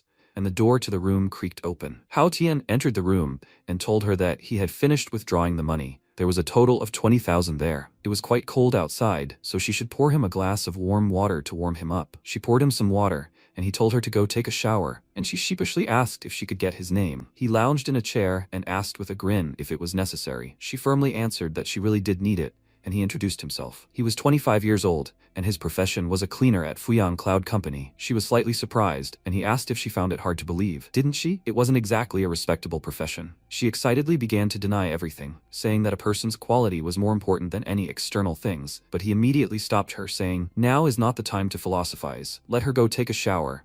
Then she will have time to think about whether it is worth doing. She walked awkwardly into the bathroom and asked if he minded if she closed the door. Did he? He told her to do as she wanted, after which she thought. She felt like he was different from other men. Usually they looked at her with eyes full of lust. But this guy didn't do that. It seemed he just wanted to help her. Now she wondered how much they paid cleaners per month. 20,000 is far from a small amount. Since this is how things turned out, she should play her role tonight. That way she wouldn't owe him anything. Having finished, she came out to him in just a towel. He looked at her sullenly, remembered his younger self, then clicked his tongue discontentedly and went to the exit, but not before covering her with a towel. She nervously turned to him and asked if he had changed his mind. He told her that he was not in the mood today, so he really had changed his mind, but he always kept his promises, so she wouldn't lose a cent of what she deserved. But let her tell him the reason first. Why did she decide to do this? She didn't want to tell him at first, since it had nothing to do with their deal. But since he was kind to her, she decided to share it with him. Her mother is seriously ill and needs an operation. If she can't raise the money by tomorrow morning, she will be in danger. He doesn't need to feel sorry for her. He paid her, so she can't let him lose. He asked if these 20,000 yuan would solve her mother's illness. She shook her head, and he asked what she would do then. Was she going to continue doing this? She looked down, thought for a second, and answered him confidently. She would do anything as long as her mother survives. He said that he had a proposal that should solve the problem with her mother's medical bills. He will give her 200,000 yuan for 2 years in advance.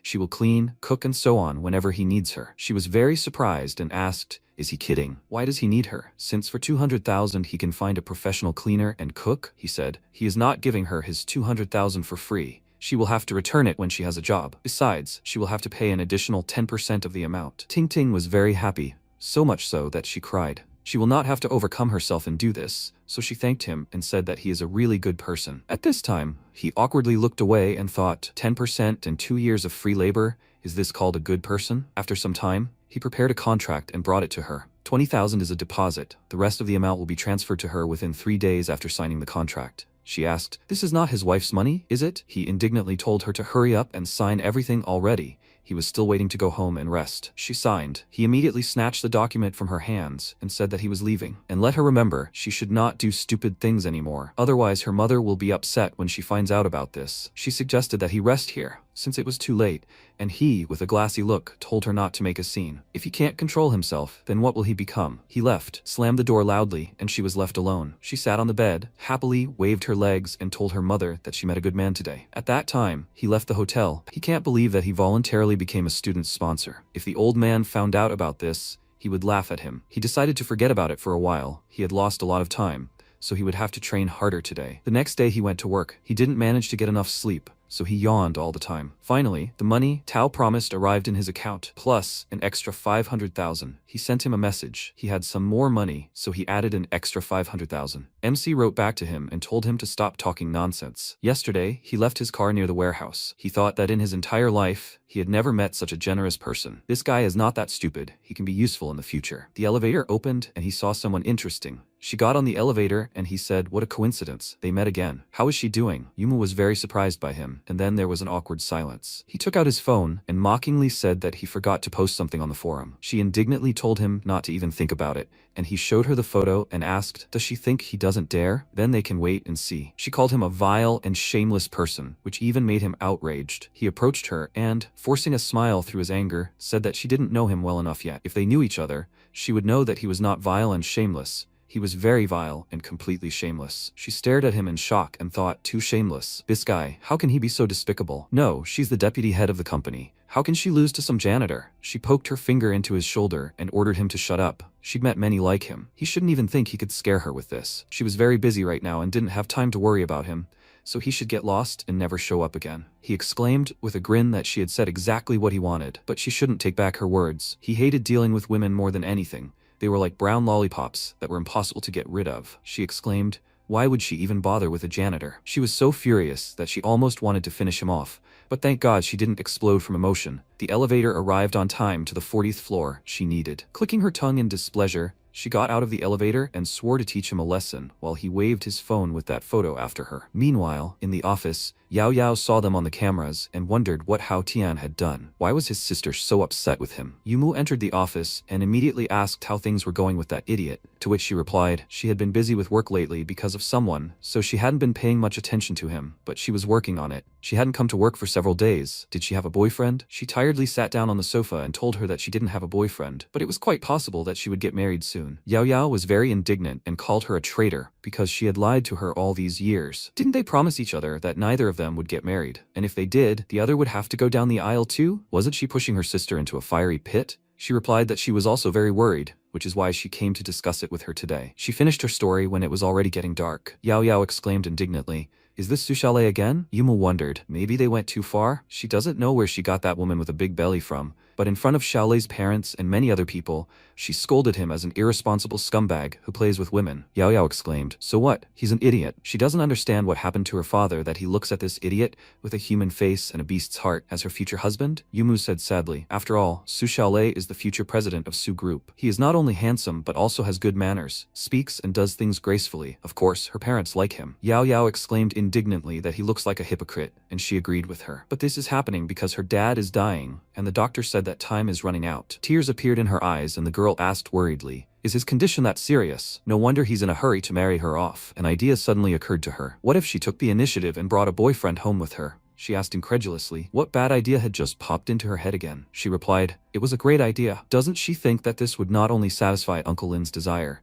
but also make Su Xiaolei give in? She said doubtfully. A boyfriend isn't like Chinese cabbage. How can she quickly find someone suitable? Yao Yao called her stupid. She can just find a fake boyfriend. This idea seemed bad to Yumu. It was unreliable. And if this man blackmailed her with it, wouldn't it lead to trouble for her too? Yao thought. Although this is true, it's strange that this is all she cares about. She said it wouldn't be easy, but she thought she could find the right person to trust. That's all she could do for her sister. Yumu decided to trust her and said goodbye. She hadn't been to the company for a few days, so she'd go take care of business first. Yao wished her success at work, then thought, a toad with 3 legs is hard to find, but a person with 2 legs? Haotian's face immediately popped into her head. She didn't know why, but as soon as she thought of the right person, he immediately came to mind. Chen Haotian, this guy is 100% dependent on money, but if she makes him Yumu's boyfriend, she'll immediately vomit blood when she finds out. For now, she'll forget about it. She needs to arrange a meeting first. At this time, MC received a call. Seeing Yao's name on the screen, he cursed, because he knew she was definitely going to invite him to dinner. He answered the call calmly, pretending everything was fine, and asked how she was doing. She answered him discontentedly that she was doing badly. After all, he forgot to invite her to dinner. He pretended that he really forgot and asked when they were going to dinner. She told him to go down to the parking lot. She would take them straight to the restaurant. The call ended, and he almost burst into tears. What bad luck. Just yesterday he lost a lot of money,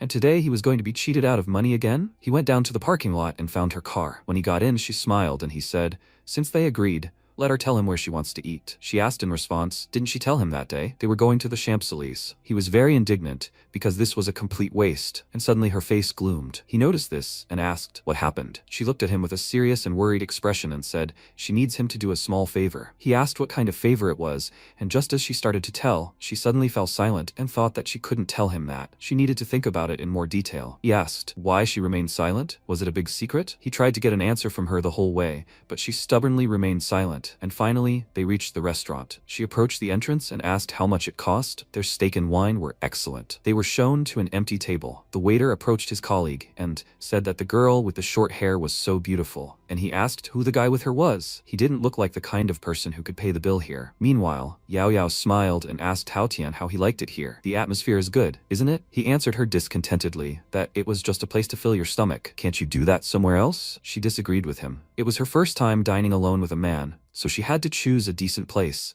because she couldn't disgrace herself. She called the waiter and ordered 2 steaks, a fruit salad, and a bottle of 1992 wine, and thought that this bottle cost at least 20,000. When he found out about this, he would definitely spit blood. Noticing his expression, she asked if he was upset about something. Of course he was upset. This wine would probably cost several hundred, and lunch about 1,000. With his salary, it would be difficult. She asked in bewilderment, several $100s for 1992 wine? Did he live in another world? At that moment, their steaks were brought, and he said with a grin that he thought he could afford to pay for everything. She frowned and remembered. The other day she gave him more than 20,000 yuan for the hospital bill, so it looks like she is paying for everything on the table today. He asked the waiter how much this wine cost. He told the price, and he, after taking a sip, said that it is so expensive. He thinks that a dry red wine from the supermarket for $50 would be better than this. The waiter felt awkward. Yao laughed and told him not to worry. He was just joking. After he left, she asked how he could say such a thing. It is a very famous wine. He asked if she knows anything about red wine, and she told him no. And does he understand it? He stared at the steak and thought, he doesn't really understand wine, but he remembers how he emptied the old billionaire's entire collection. His expression was hilarious. How long has it been since he saw him? But that doesn't matter. It doesn't matter much now. Yao called out to him angrily to answer her question, and he said he was just a janitor and only knew how to sweep a floor, and knew nothing about wine. But online, they wrote that this 1992 wine was a mixture of pine cones and violets. She said that when drinking this, it was difficult to even taste jasmine, let alone pine cones and violets. He wouldn't be able to taste jasmine. He disagreed. He has a very sensitive sense of smell. Even if he were blind, he would be able to find a person in a crowd by their body smell. She became interested and wanted to test him. Could he remember the scent of her sister that was on her? He thought about it and noticed that she definitely had a familiar scent. She really did smell like her. So that rude woman he met in the elevator today, was she her sister? She laughed and said,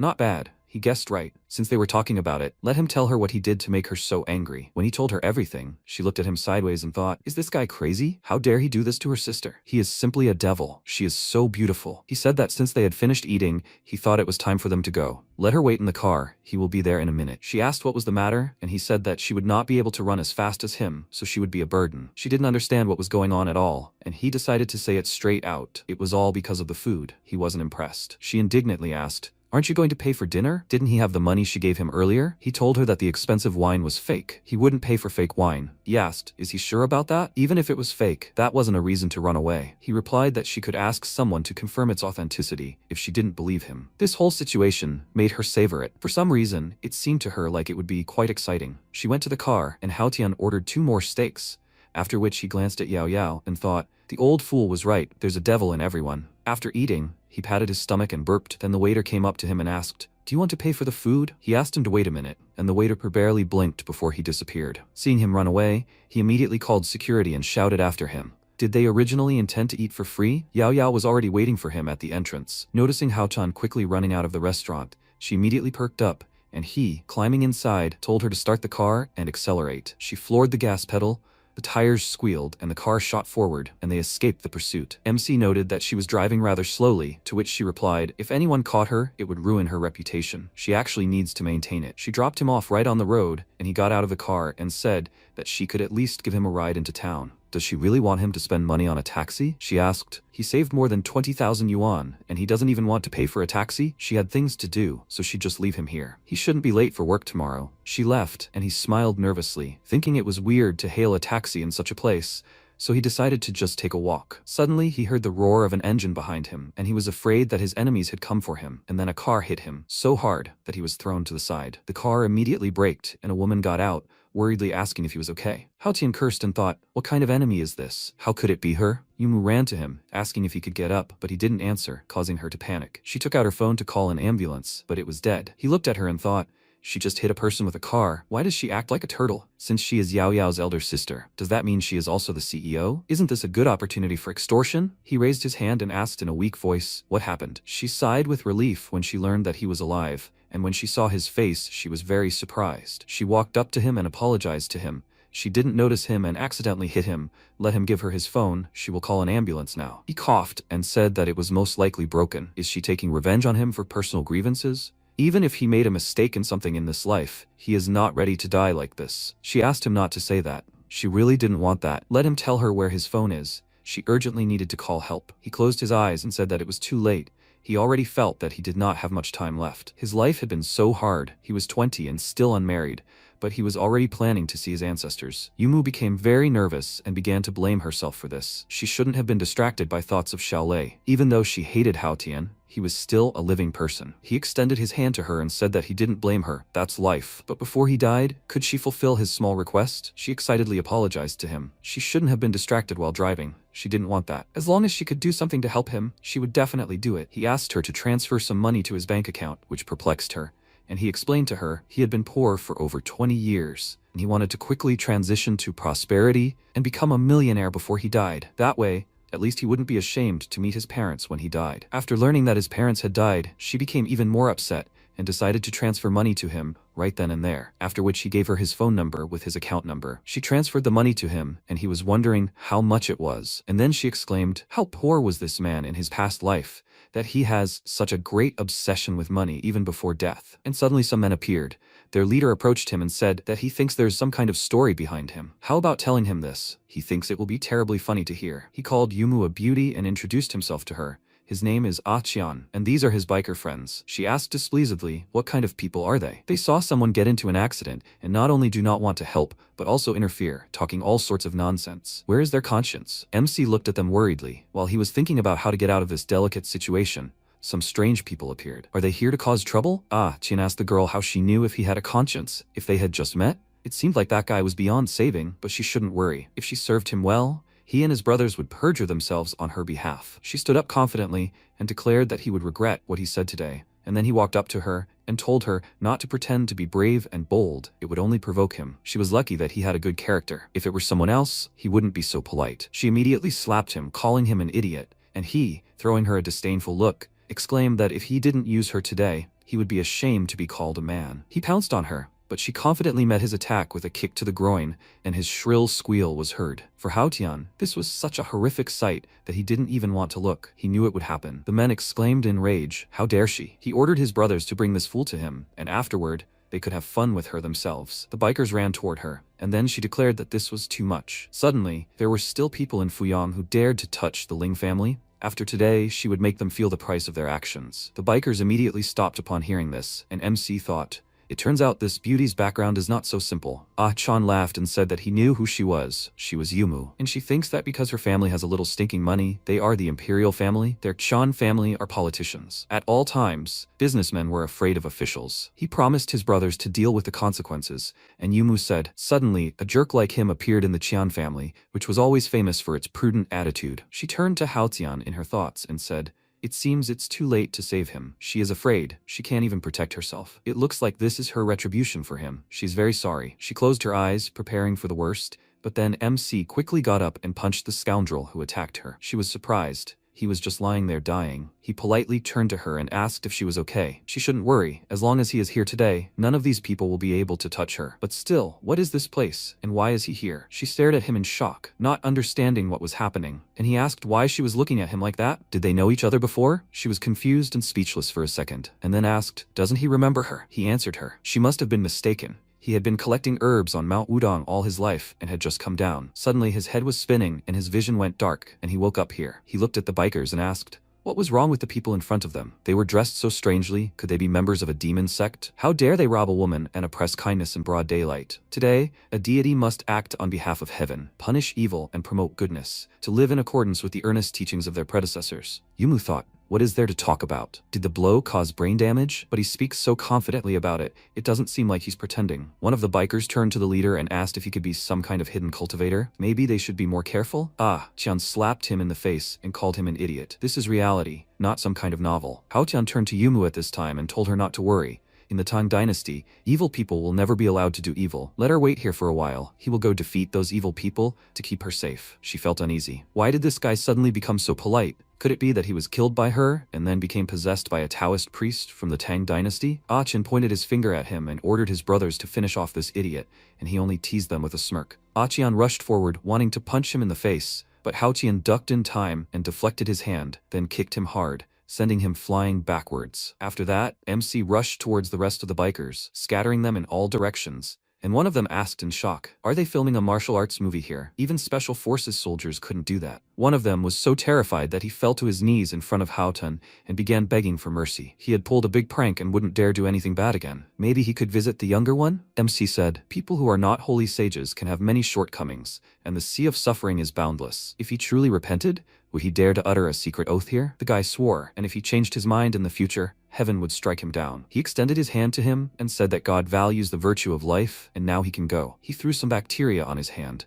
and when the guy ran away, he said to his friends, now it's their turn. The time has come to cleanse the world of filth. They thought that if they did this, they would be released, and then they also fell on their knees before him and began to beg for forgiveness. He immediately released them, but not before covering them with germs, and they ran away. Thinking this Taoist was so stupid, they will come back and call more people to kill him. Hao Qian meanwhile looked after them and thought, these people's acting skills are too poor, and their thoughts are written on their faces. Although they will soon die of diarrhea, God will know that these people were really not killed by him. It's all germs. He's just a magnanimous saint. Yumu approached him and asked if he realized he should have called the police. He asked why they would do that, and she told him they needed to be detained. MC advised her not to bring up past grievances. God believes that everyone can change. If a person asks God for mercy, they should spare him and give him another chance. She agreed with him and asked if she could find out the elder's name so she could thank him later. Hao Qian hesitated. He just received $1 million from her, and now she wants to reward him again? He thinks it's not that simple. Is she testing him? He told her that he has a first and last name given to him by the master.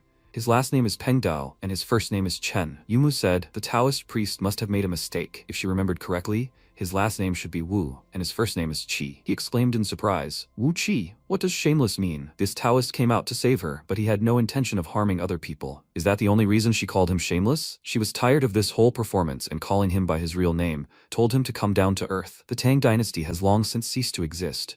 But if he told her now who ruled the Tang Dynasty, she might believe him. He exclaimed in response that in the Tang Dynasty, of course, an emperor ruled and rules. He thought these words were enough to prove that this Taoist had traveled through hundreds of years. After that, he laughed and said he felt that the atmosphere was too tense, so he had to act out the drama of time travel. Let her tune into the atmosphere and relax. This was all for her. She asked displeasedly, when he just asked for money, was he also trying to relax her mind? She picked up the bat those guys dropped and asked if he had any idea how worried he made her by trying to relax the atmosphere. He took a few steps back and raised his hands, asking her to take it easy. He had to go to work early tomorrow, so he needed to leave. He started running, and she furiously ordered him to come back right now, but he was already out of sight. She was very upset and angry at the same time. MC really didn't want to go that far. In fact, he thinks she's not that bad. It would be better for her if she stopped constantly making that face, as if the whole world owes her money. Upon returning home, he immediately started meditating. He hadn't trained for the last 2 days, because of a bunch of idiotic things to do. Now he needed to see how far he could advance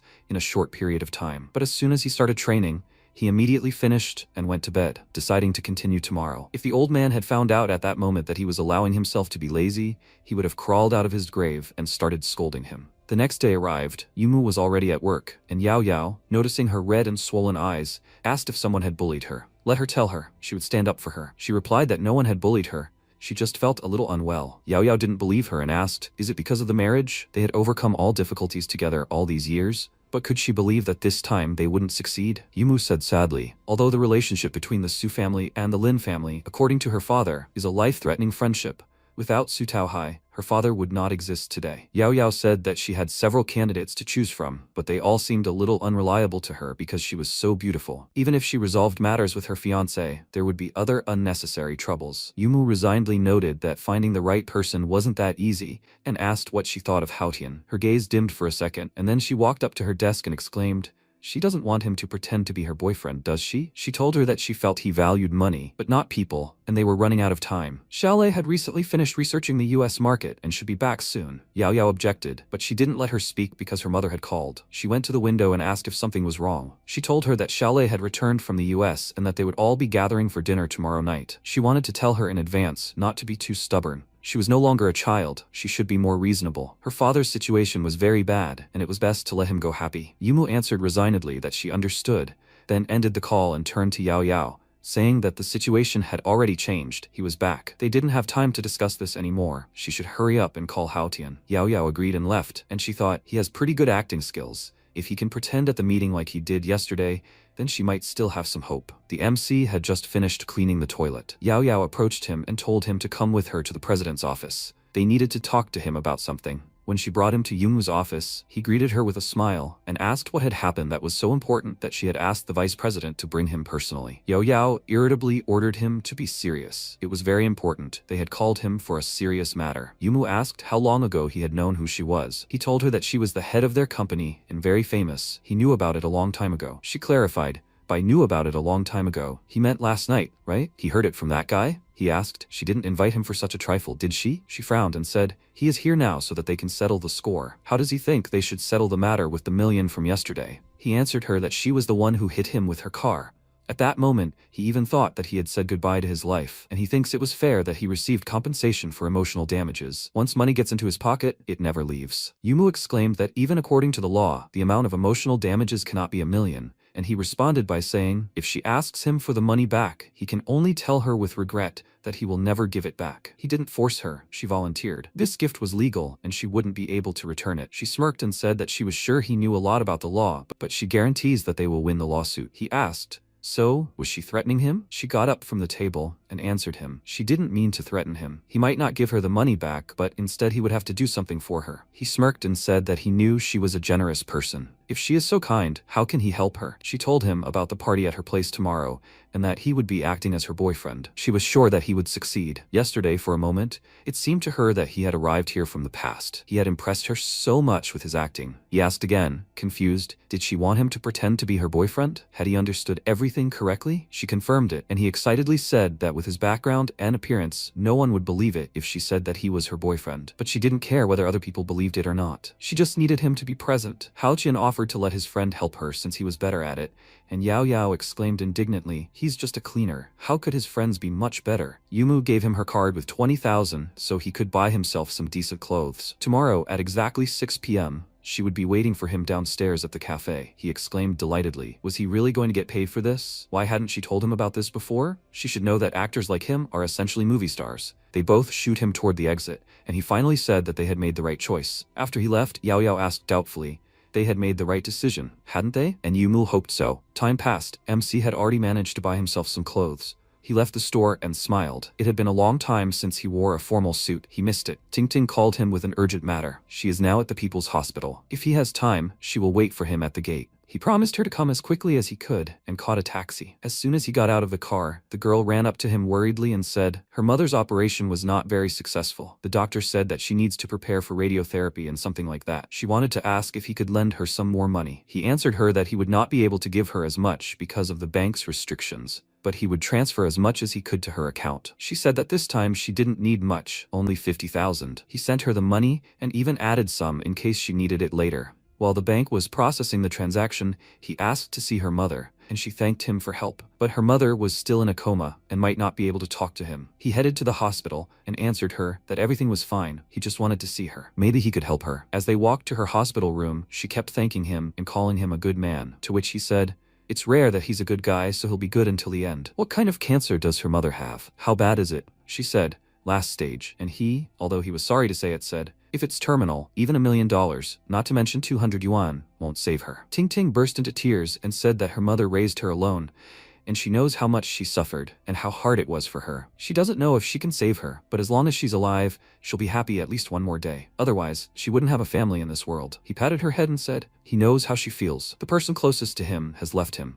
Maybe that's why he wants to help her. They entered the ward. He approached her mother's bed and thought, Ting Ting's mother's name is Ding Chuyun, so it seems she took her surname. And there is a possibility that Ding Ting Ting is an illegitimate child. She did an excellent job of raising a child alone. He noticed a sleeping bag next to the bed and asked if she slept here. She told him that there was a free bed in the ward, but it was too expensive, so she got out of the situation this way. He offered her to move her mother to a separate room so that she could sleep on a bed there, and was already heading to the attending doctor, but she stopped him because it costs a lot of money, but he insisted. When they arrived at the doctor, he asked if he was sure he was a relative of the patient. He had not shown up for a very long time when the patient was so ill. It was painful for all of them to see such a fragile girl looking after her day and night. Let him just look at how tired she looks. She might faint before the patient gets better. He lied that he had been on a business trip some time ago. Ting Ting didn't tell him anything because she was worried about him. He found out about everything as soon as he arrived. His absence these days had created problems for Dr. Yang, so he wanted to take care of her mother. The doctor said that since he had already heard everything from Ting Ting, he would like to talk to him in person. They both headed for the exit,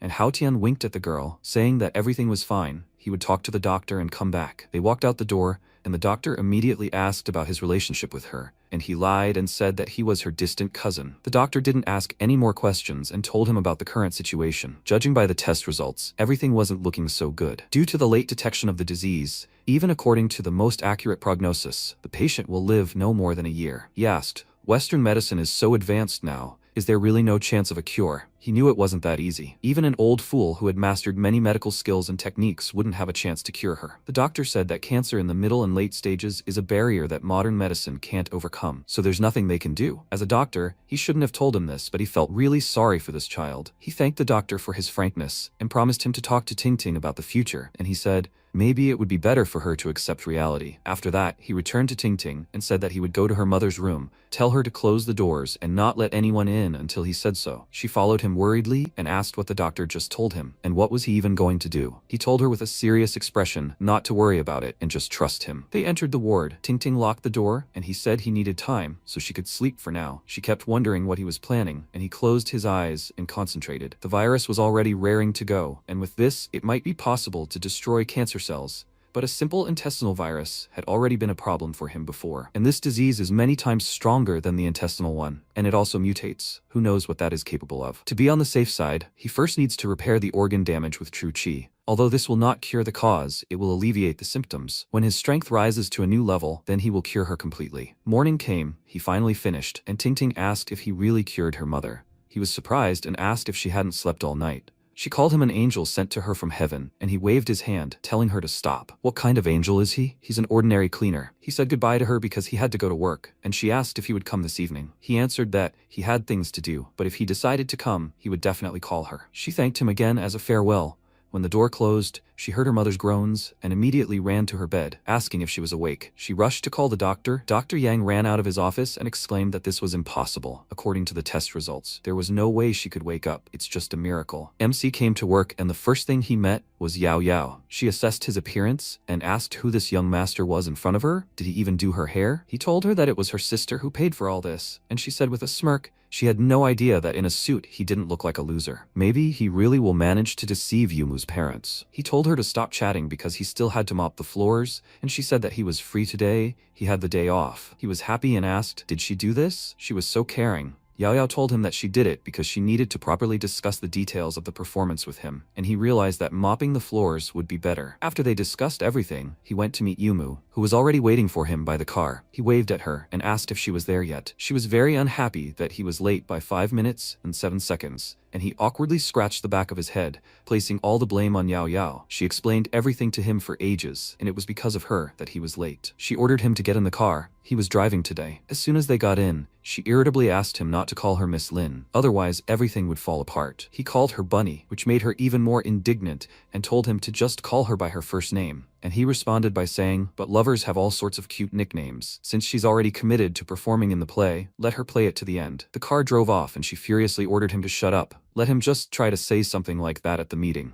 While they were driving, Yumu asked if he even knew how to drive. Haotian replied yes, but he didn't have a license. Yumu screamed, "Is he kidding me? Let him get out and she'll take the wheel." He asked again, "Why is she reacting like that? The road here was bad, and if she drove, they'd definitely be late." After a while, they parked, and Haotian said they were early too. She asked in surprise, "Are you sure he doesn't have a license?" He replied that he wanted to take the exam, but needed money, so he gave up. Yumu asked, "Is 4,000 really money now? What a cheapskate he is." He replied that he was a cleaner, and 4,000 was money to him. Yumu asked him not to get caught in this conversation. Did he understand everything? She herself didn't understand how he drove so easily and why such a talented person chose to work as a cleaner. Why did she feel like he was not who he claimed to be? Haochen asked her to take his arm. He was her boyfriend after all, and they walked like a goose and a duck. She asked again, what was he talking about? He could only dream of such a thing. Haotian approached and said he was warning her right away that if the performance was a failure because of her, he wouldn't be responsible. She took his hand in annoyance and asked if he was happy. He called her sweet and said they could go then, causing her to blush. When they entered the restaurant, the entire group was already assembled. At the table sat the former chairman of the group, her father, Tianhe. Next to him was Yumu's stepmother, Yu Qing. Tianhe said he was addressing Haitao and drinking to his health. He should forgive Yumu for behaving like that last time. Tianhe told him to drop it. They were his people, and they would settle accounts. He shouldn't drink to his condition, and besides, Xiaolei wasn't offended. He should forget about it. He was the company president. And at that moment, Xiaolei himself said yes, this is definitely the limit of this Yao Yao girl. Let them not blame Yumu. Tianhe said it was almost 6 o'clock, and Yumu was still not there. Let her call her quickly. The boss would be here soon, and he couldn't wait for her. Yu Qing replied that she had just called. She was already on her way. There was traffic, and she couldn't fly. Tianhe said that he always spoiled her because she was capricious. Let her at least look at Xiaolei. Yu Qing replied that girls are always like that. Let him remember what she was like. But what is she like now? She's an unemployed housewife with a husband. Haitao asked again, what kind of housewife is she? He would have guessed her to be less than 30. Yu Qing chuckled and said that her Tianhe didn't know how to speak so beautifully. He asked again, what's the point of beautiful words? Let her look at him.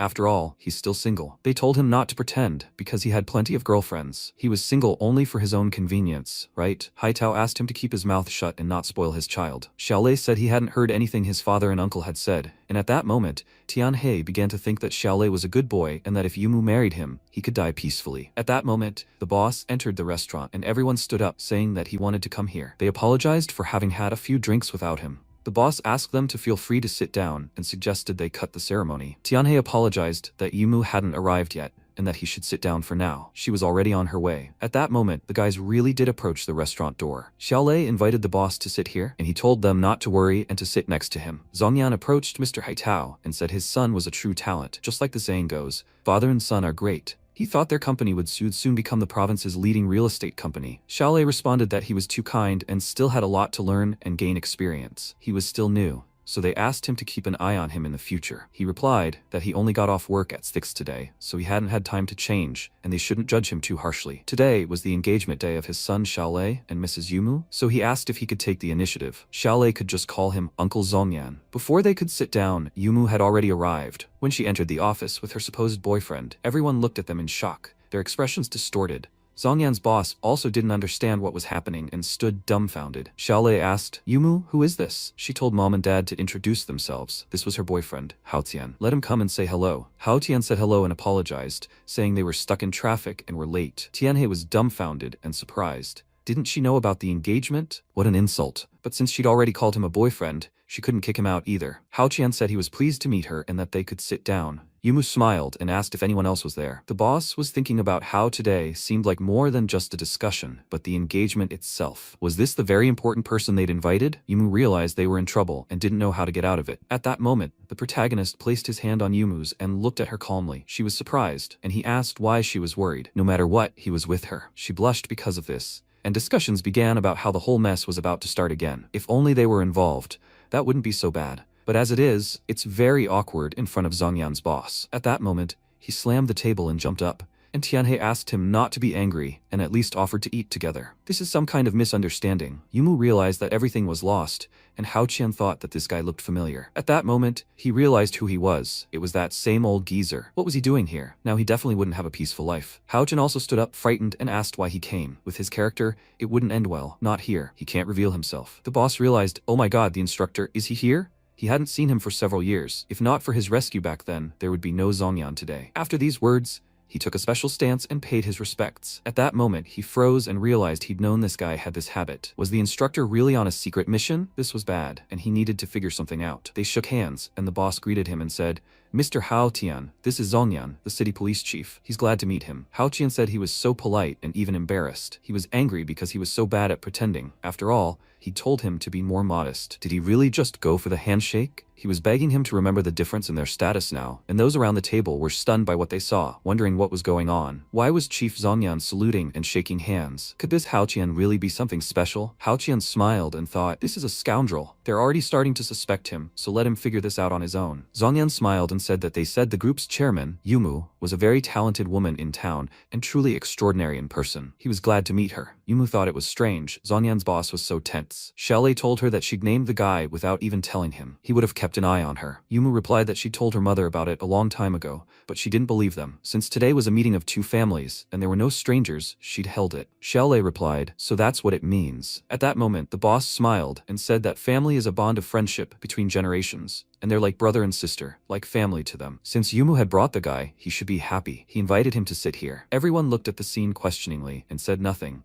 And while Zongyan continued speaking, no one frowned. He saw that Hao Tian was a distinguished man, certainly not an ordinary person, and absolutely reliable. He and Yumu are a good match, and his daughter now has a support system. He should be happy about that. At that moment, Tianhe silently apologized to Haitao, as he hadn't expected things to turn out this way. Haitao also silently thought, let the children sort things out themselves. It's better for the old men to stay out of their affairs. Even if there's no wedding, they're still inseparable friends. Yumu wondered why he was so reliable. He was the police chief, after all. Could he really be blind? Tianhe apologized to Zongyan for coming for nothing, and he suggested they all get a drink. Xiaolei was shocked by what was happening, and realized that this Hao Tian was either a fake or they'd just gotten together. She'd brought in a fake guy to make him back off. She was underestimating him too much. He will definitely disgrace her boyfriend, which he will remember for the rest of his life. At that moment, he stood up and said, Mr. Hao Qian, their Yumu has always been a homebody, outside of work, and he didn't think he could seduce someone like her. Yumu thought it was his time to prove himself, so he should pull himself together. Hao Qian replied that he understood, and said Mr. Xiaolei was joking. Xiaolei replied that he was just joking and shouldn't take it seriously. He wondered silently if she was making fun of him. Hao Qian replied that he was joking too, and laughed. After which, Xiaolei remarked that his sister had the same taste as ordinary women. Judging by him, Mr. Hao Qian must be the CEO of some company. Hao Qian replied, stop joking. He's just a hard worker, not a CEO. At that moment, Yumu turned to him angrily, and Xiaolei asked, a hard worker? Is he joking? Yumu stepped on his foot under the table and replied that Hao Tian had been studying business administration at Oxford University all this time. He had recently returned to China, and she asked him to help her. Hao Tian clutched his face in shame, and Yumu thought about how he needed to listen to her and not act willfully. If he changed the script again, she would rip his tongue out. He replied that before lying, she could have warned him. A diploma wasn't a piece of cake. Xiaolei said so, as if Mr. Hao Tian and their former compatriot had returned from abroad. At that moment, he asked him in English, isn't business administration taught better at Harvard, so why Oxford? Yumu realized things were bad. He decided to set her up, and everything would soon be revealed. At that moment, Hao Qian grinned and looked at him with a smile, while Xiaolei thought he would definitely expose this clown. Hao Qian confidently replied in English, Mr. Xiaolei, the city's business administration is truly first class, but his mentor, Professor Smith, asked him to stay and get a doctorate at Oxford. Besides, they like the climate and customs of Oxford compared to Harvard. Yumu was surprised. He knew English so well. But how did that happen? Hao Qian grinned, looked into her eyes and asked, How does she like it? Her million was clearly well spent. At that moment, Xiaolei was dumbfounded when he heard about Professor Smith and said that attending his lectures was his lifelong dream, but he didn't expect that he would end up as Mr. Hao Tian's mentor. Let him say he's currently teaching at Oxford. What kind of idiot is he? Professor Smith is such a legendary figure, his mentor. Yumu wondered what else she could call him, having returned from abroad, but he continued to lie. Professor Smith was too much. Haochen replied that he hadn't contacted the professor in a long time, so he could call him now. At that moment, he dialed the phone, and the professor indeed answered, and Haochen said, "Professor Smith, this is Haochen." He apologized for disturbing him, but is he currently at Oxford? He asked during a lecture. Is this Haochen? He was still at Harvard giving a private lecture. How could he be of help? Haochen replied, "Oh, nothing." He just suddenly remembered him and sent him his regards. As soon as the opportunity arose, he would come to Oxford and have dinner with him. He replied that drinking with him would be the greatest honor for him, the highly respected Mr. Haotan. He replied that the professor was still there, but he seemed busy and said he was giving a private lecture at Harvard. Xiaolei was stunned when he heard this and realized he was in those certificates. Professor Smith really does give private lectures at Harvard. Could it really be him? He'd once known one of the professor's students, and he was just too good. It's no wonder Yumu chose him. Now it's clear how he became Yumu's boyfriend. He's just too talented. With such a manager, the Yumu group has a chance of making it into the world's top 500. But don't let them think he'll give up so easily. At best, he's just a bookworm. The city is full of ways to teach him a lesson.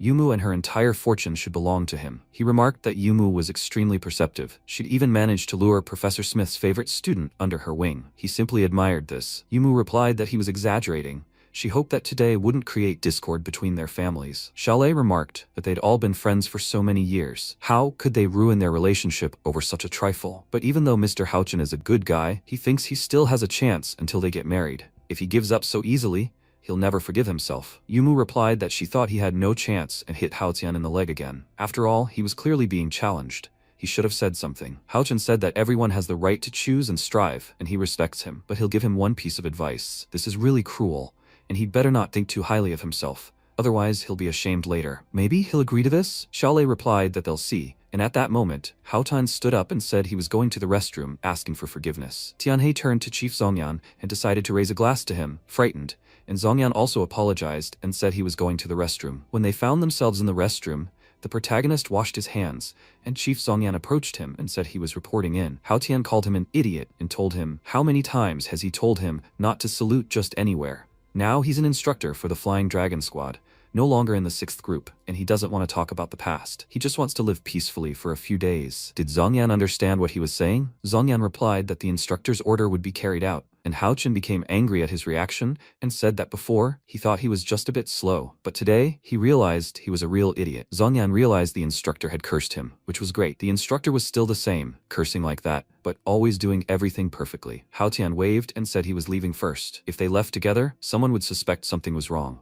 Zongyan replied that he understood his order, and Haotian wondered why he'd gotten involved with such a clueless guy. It was just bad luck. Zongyan peered at him from the room and said that the instructor was so majestic, he was a real man. When Haotian sat back down at the table, he said the company had business tomorrow, so they needed to leave. He was treating everyone next week and asked them to be sure to come. Tianhe patted him on the shoulder and said that Yumu was now his responsibility and that he should treat her well. He told him not to worry, but suddenly looked at him questioningly and realized that Tianhe was already dying, but it seemed he could still be saved. However, with his current strength, that wouldn't work for now, and perhaps after a while, he could save his life. He smiled and said that they were leaving then. When they approached the car, Yumu pulled her hand away and said enough. There was no need to continue this circus. When they got into the car, Haotian said that judging by this Xiaolei's attitude, she wouldn't take any pleasantries in the future. She needed to quickly find another guy before things got out of control. He shouldn't let him interfere with her, using him as a shield. He asked, "Is he worthy of this?" Haotian replied, "Yes. Of course, he's no match for him,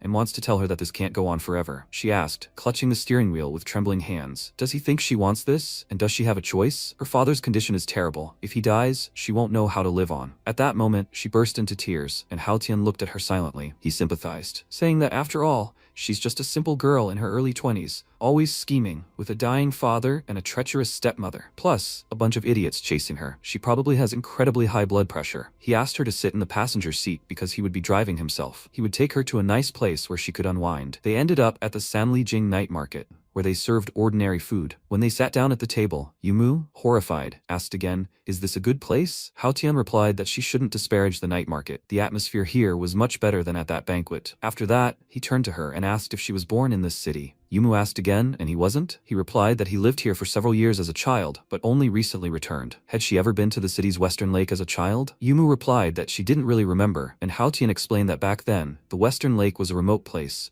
surrounded by poor people. The landscape was miserable, trash was everywhere, but the wildflowers were in full bloom. He often ran there to play and thought that one day, he got so carried away playing that he didn't notice when he stepped on something and was also stunned. Could she guess what was there? Yumu was surprised and asked again, "What was it?" He replied that it was a dead baby. Then he became very scared and immediately ran out of the grass, and at night he often woke up in fear. He was afraid that he would be like that dead baby, rotting alone in the grass, but then he realized that was wrong. Maybe the heavens wanted to tell him that, compared to this miserable creature, he's lucky, and at least, no one has thrown him out like a dog. He should rejoice every day, so when something sad happens, he tells himself he should be glad he's still alive. Even when he dies, he won't be rotting in the sun like that baby. Yumu told him to stop saying that. He wants to tell her she should be glad she's alive and happy, and is he also implying that she's always frowning and should smile more? He replied that he didn't say that, and if that's how she understood it, it's not his fault. This made Yumu blush and say he didn't have to make such insinuations. She wasn't that stupid. By the way, did he come up with that story himself? He replied, of course he made it up. He just wanted to make her laugh. He pulled out a pack of cigarettes and she asked if he smoked. Haochen replied that in their day, men who smoked were rare. He just smoked rarely. He used to be a murderer and couldn't bear to smell, but now he's quit, so he indulges occasionally. After that, he winked at her, and Yumu laughed, saying it was funny,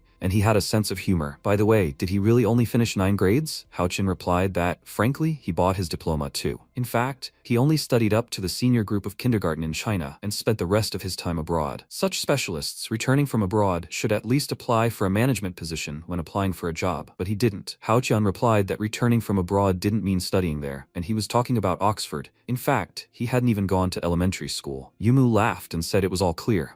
Now she understood. He was a janitor abroad. At that moment, he realized the atmosphere was strange, and Yumu offered to clink glasses, just like with a foreign janitor. Slowly but surely, success awaits those who are ready. Haochen asked in surprise, what, had she had too much? She shouted that she was the company's chairman, and that he shouldn't be teaching her. Haochen said that was 56% alcohol, and Yumu slammed her hand on the table and yelled, why isn't he drinking? Let him have 1 shot, and she'll give him a month's salary. Haochen replied, stop fooling around. She's drunk, and they need to go home. If she wants to go crazy, let her do it at home and leave him out of it. He grabbed her hand when suddenly Yumu pushed him away, screaming at him to get lost and started drinking straight from the bottle. Haochen said she was crazy, and Yumu asked again, has she gone crazy? She's been out of her mind for a long time. He just said she was dragging him into it, but he'd been thinking the same thing all day. Yes, she's a loser and a coward and can't even keep her father in line. She worked so hard for the company, and they say her pretty face did it all for her. At that moment, she smashed the bottle in anger and continued screaming that even her classmates didn't want to talk to her, saying she was arrogant, played hard to get, and was trying to charm men. The guys around her were surprised. What happened? Did they fight? Yumu blurted out that she was really hurt when she saw her dad. Haochen didn't know what to say and remained silent, and Yumu continued saying that she was, when suddenly he simply came up to her and hugged her. He put the money on the table and asked the owner to pay. After that, he lifted her onto his back and asked where she lived. He would take her home, but Yumu replied that she didn't want to go home, and Haochen didn't know what to do with her now. She fell asleep right on his shoulder. They walked like that for a while until Haochen entered the hotel. He greeted the receptionist and asked for a standard double room. She apologized and said that there were only rooms with 1 large bed left. He became embarrassed and said, then with 1 bed. When they entered, he laid Yumu on the bed, and she immediately fell asleep. He silently looked at her, then said no. Haochen wasn't the type to take advantage of other people's weaknesses and that he'd better wash his clothes first, otherwise he'd sweat it all over while carrying them. He began to undress, and Yumu silently asked herself, is this Haotian? She became embarrassed and didn't understand why he was undressing. Her head spun, and turning around, he asked when she'd gotten her clothes so dirty. Fine. He'd do her laundry while he was at it. How had she even managed to pull those clothes on? Damn, taking off her skirt was a complete hassle, and Yumu silently begged him not to touch her. He finally took off her clothes and decided to go and do the laundry, but suddenly he felt embarrassed when he looked at her body under the blanket and realized he simply couldn't resist such a sight. He became deeply embarrassed, and voices appeared in his head. A demon said, come on, everything will be fine. And an angel, no, he had to be decent and couldn't take advantage of someone else's weakness. He must never act like animals. At that moment, he was horrified, and a bright flash of light erupted around him. The cleaning lady, who heard their loud voices, was overcome with shame, thinking that they were young people. He laughed and realized that he'd just broken through to the first level of the 9 stars heavenly charter. This was reality, not some online scam. Did things like that really stimulate a breakthrough? If that were true, wouldn't it be amazing? Yumu continued to sleep awkwardly and motionless. Haoshin couldn't take his eyes off her and realized it was all for cultivation. They stopped caring, and suddenly he lifted the blanket, only to become even more embarrassed and yell, "Damn," with no reaction other than his racing heart. He shouldn't have been so happy, you idiot. The first level alone quadrupled his strength, and it's no wonder the old idiot is so eager for the third. Maybe the Heavenly Charter really does talk about immortality? He couldn't waste time. He needed to go home and continue cultivating. When he left the hotel, he told her that she would definitely get some sleep tonight and slammed the door. When Yumu woke up in the morning,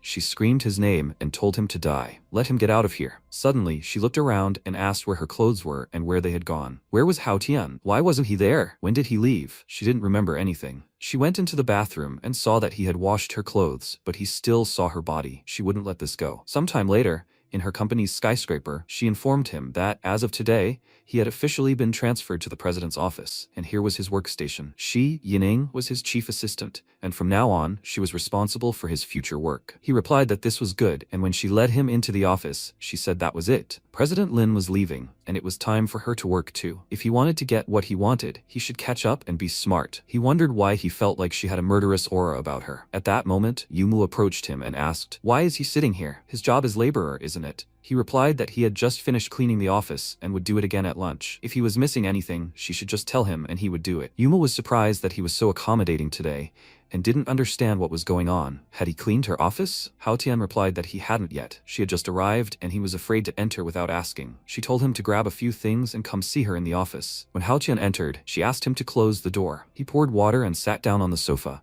saying that it looked like she had slept well today. So, she had managed to get enough sleep after yesterday? Yumu asked why he was sitting across from her. He was just a handyman. Hao Tian replied that there was no one else, and besides, he was her fake boyfriend. Yesterday, he had done her a great service, and he had decided too quickly to resort to the proverb, crossed into the river and broken the bridge. Yumu started yelling at him to keep his mouth shut. She didn't want anyone except Xiaolei to know he was her fake boyfriend. Hao Tian told her not to worry, because he'd read a book on acting, and she tossed him her car keys and said there was an unused car in the parking lot. Next time he needed it, he'd drive it and remember to get his license. She said she wasn't giving it to him as a gift, but just letting him drive it temporarily. Did he understand? He hadn't done much and already wanted a car. Was she stupid? He said better not. He didn't have money for gas. She yelled at him to take the keys and get out of there, and she didn't want to listen to his chatter. At that moment, Yao Yao entered the office and asked if he was there too. Hao Tian waved and said he was just leaving. They could study, and he went to sweep. She wondered if the atmosphere here was different. Had he angered Yumu again? Yumu thought she was giving him a car, and he was turning his nose up at her. What's going on? Even in the morning, the more she thought about it, the angrier she became, and she needed to continue getting revenge on him. She thought they needed to change tactics.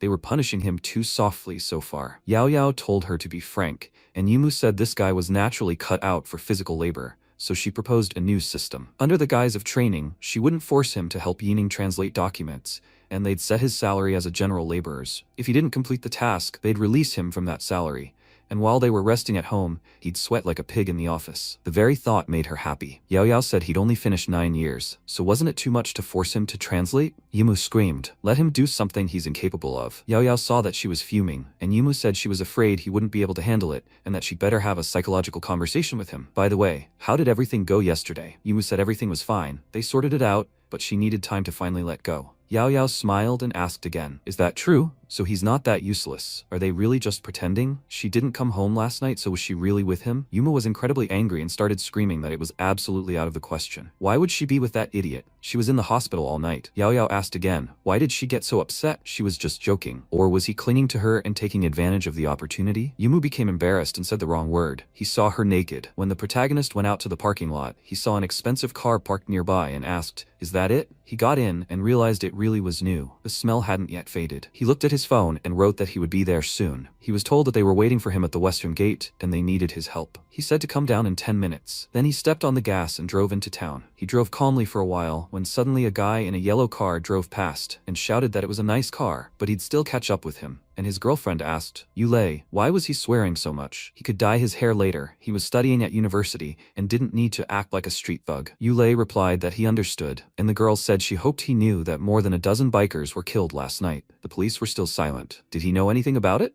He replied that although he loved racing, they had no interest in bikers. She looked at him silently and then said it was good that he hadn't gotten involved in this. He should moderate his temper. He shouldn't name too many enemies because at any moment trouble could be inevitable. A person is gone. Life is already happiness, and that should be appreciated. Hao Tian paused and said his speed had slowed considerably. He'd clearly become lax over the past 2 years. He approached Ting Ting and grabbed her shoulder, startling her, causing her to gasp. Hao Tian laughed and asked what business they needed to discuss downstairs. She replied that he'd scared her to death, and shortly after he left, her mother woke up and asked to meet him. He wondered what business it was. He wanted to see her. She could go upstairs and he'd buy something. Ting Ting said there was no need to worry about it, as it was just unnecessary expenses. Hao Tian asked if it was okay to go to a sick person empty-handed. He could just walk there and back. Ting Ting replied, oh well. When the protagonist entered the store, he picked up some fruit and was standing in line. A woman in line started to pay, and when she turned around, she stepped on Hao Tian's foot. He became very angry about this, and the woman apologized to him. Hao Tian replied that nothing happened. The main thing was that it didn't fall on her foot. She was surprised and realized that he had come to the hotel with a girl yesterday, and Hao Tian had asked if she was the receptionist. What a lucky meeting. This made her feel very embarrassed, and Hao Tian looked at her questioningly, after which the girl passed by. He followed her outside, and the girl asked if he was following her. Hao Tian asked again, was he following her? Was she even in her right mind? He was just on his way. She turned around abruptly and said that she was warning him not to attack her. She was warning him about this because she knew all about what he did to that girl yesterday. He asked again, what? She replied that this morning, when she was checking out and she had an angry, offended face, he had taken advantage of the situation yesterday. Hao Tian replied that nothing happened between them yesterday. Did she understand? And even if something had happened, what did it matter to her? She started screaming that he was just a scumbag and a scoundrel, and that he had no shame in saying such things. Hao Tian sighed, feeling annoyed, because it was his fault again because of Yumu. When he returned to his seat, Ting Ting asked why he bought so much stuff. He replied that he didn't know what his aunt liked, so he took all he could. So, does he look okay? Ting Ting blushed and replied that when he spoke like that, it sounded like he was going to see his mother-in-law. Hao Tian scratched his head and replied that it seemed true. He was apologizing. At that moment, she passed by and said that she'd finally found her. She'd already walked around a few times. Ting Ting asked how she'd ended up here. She replied that she had the day off today, so she'd come to see her aunt. By the way, let her guess who she'd just met. Ting Ting asked again, who? She replied that it was the same hypocritical bastard she had told her about on the phone yesterday. At that moment, Ting Ting decided to introduce her to Hao Tian, and she was dumbfounded and started screaming that he was that same bastard. Ting Ting said, Xiaolan, she should stop fooling around. He is her distant cousin. Lan was surprised. Cousin? Where did she get such an unreliable brother? He has a terrible character. The protagonist said, stop. What did she dislike about his character? She raised her index finger and shouted, he rented a room for an affair. That's why he has a terrible character. Ting Ting held out her hand and said, stop it. The protagonist said, renting a room does not equal an affair. She had overdone it. He didn't know where she lived. He had to leave her somewhere. He couldn't sleep on the streets. Ting Ting looked away and said, Lan, you can't talk about Brother Hao Tian like that. He is not what she thinks. Brother Hao Tian, he shouldn't pay attention to Lan either. She has such a character. Then Lan asked, Ting Ting, is he her distant cousin? Who knows why he came now? Maybe with impure intentions. Ting Ting shouted, stop it, Lan. She shouldn't complicate things, okay? Mom just woke up. Can she calm down a bit? The protagonist walked to the door and, turning slightly, said, Ting Ting, he's sorry. All sorts of nonsense has been happening all day today. They can talk for now. He'll go see his aunt. Ting Ting replied, Brother Hao Tian, she's apologizing. Lan clearly misunderstood him. She's apologizing for her. He waved his hand and told her not to worry.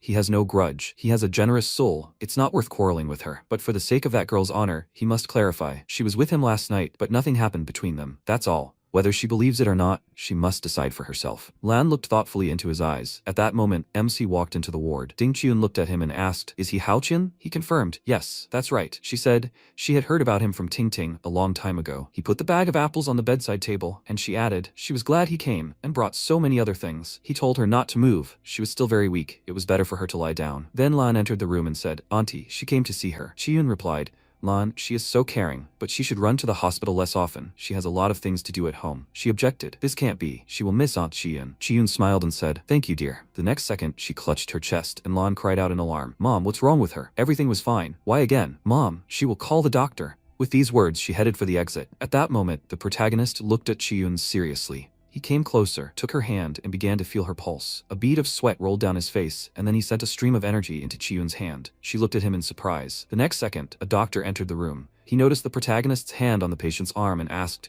does he understand medicine? The protagonist turned to him and asked, what made him think so? The doctor replied, Chiyun's condition currently seems to be normal. It's very strange she recovered without treatment.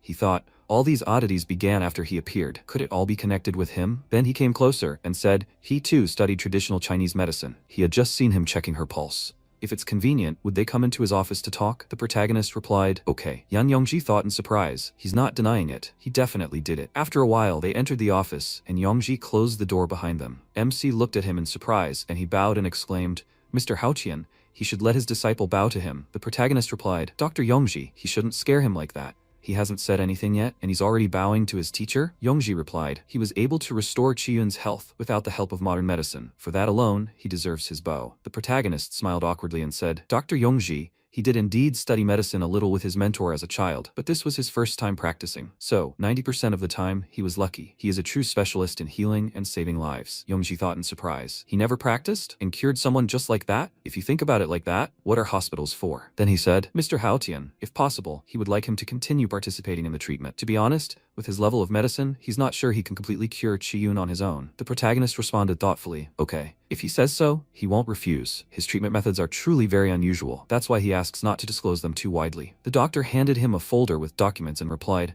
of course, and he will give him his full support. Perhaps these materials will be useful. The protagonist began to read the contents and asked, Yongji, is he sure he can be trusted? Does he really understand traditional medicine? He replied, his supervisor is a highly respected expert in traditional medicine, so he understands something about it too. Truly, traditional medicine began to fade away several hundred years ago, which led to the decline of this one. MC smiled and remarked, Yongji, he's not like everyone else. This is admirable.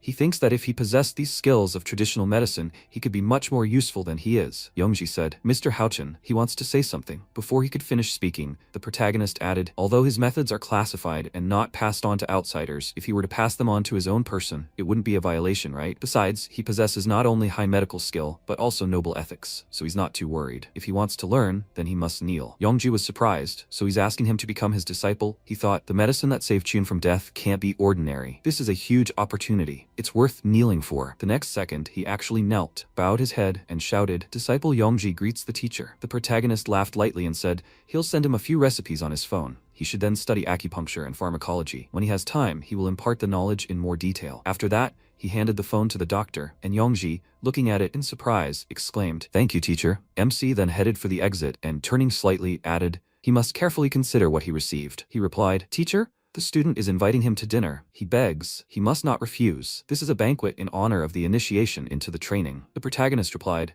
they should abandon these worldly ceremonies. He will simply say goodbye and leave. Yongji bowed and said, in that case he will not see him off. He will continue to study diligently. MC replied, yeah, he must try hard. He is counting on him. After that, he left the office and, looking at the phone, said, I finally realized how hard it is to be a mentor. Teaching students is a real hassle. Because he was delayed so much, he needs to get back to training immediately. He will text Tingting and tell her. Sometime later, the protagonist was sleeping in his bed. His phone rang, its ringtone insistently demanding that he answer. The protagonist picked it up and sleepily asked, hello, who is this? Yao Yao screamed indignantly. Is he dead?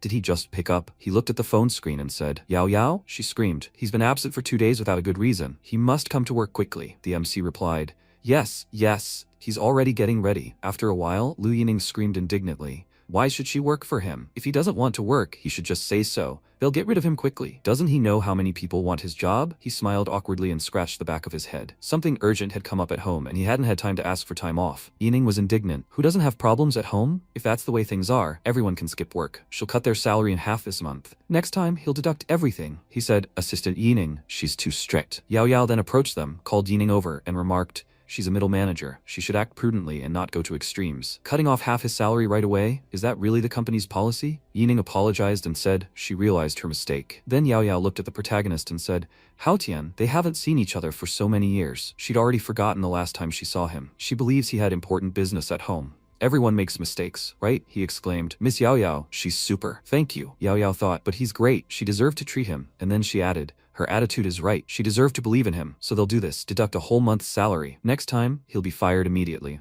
Haotian was surprised. Huh? Ms. Yao Yao, is she joking? She told him not to worry. If he started working more for the company, such problems would no longer occur. He shouted, Ms. Yao Yao, she shouldn't worry. He may not have any other strengths, but he can work quickly. He can endure difficulties. Yao Yao laughed to herself and thought, he's taken the bait. Hao-chan, he said it himself. Then she said, then he can help Assistant Yining with the translation of documents. He was surprised again. Huh? A few hours later, the protagonist stretched his arms, sighed loudly and said, time's up. Finally home. But the next second, Yining put a huge stack of papers on his desk. He said, come on, Assistant Yining. Does she seriously want him to translate? He doesn't know how. She replied, if he can't, he'll learn. There's a computer over there. He should use a translation program. He said, what a hassle. This is hindering his cultivation. Okay, he better play a little first. He needs to relax. He opened a computer game, then looked at his assistant's desk and thought, oh, she has so many documents piled up, a real mountain. Then he sighed loudly, leaning his elbows on his fist, and said, but he has a kind heart, he will help her, just like a living Buddha. 2 hours later, MC asked, Assistant Yining, when can they leave work? She replied, he can go first. She still has 3 hours of work. After that, the protagonist took a flash drive and said,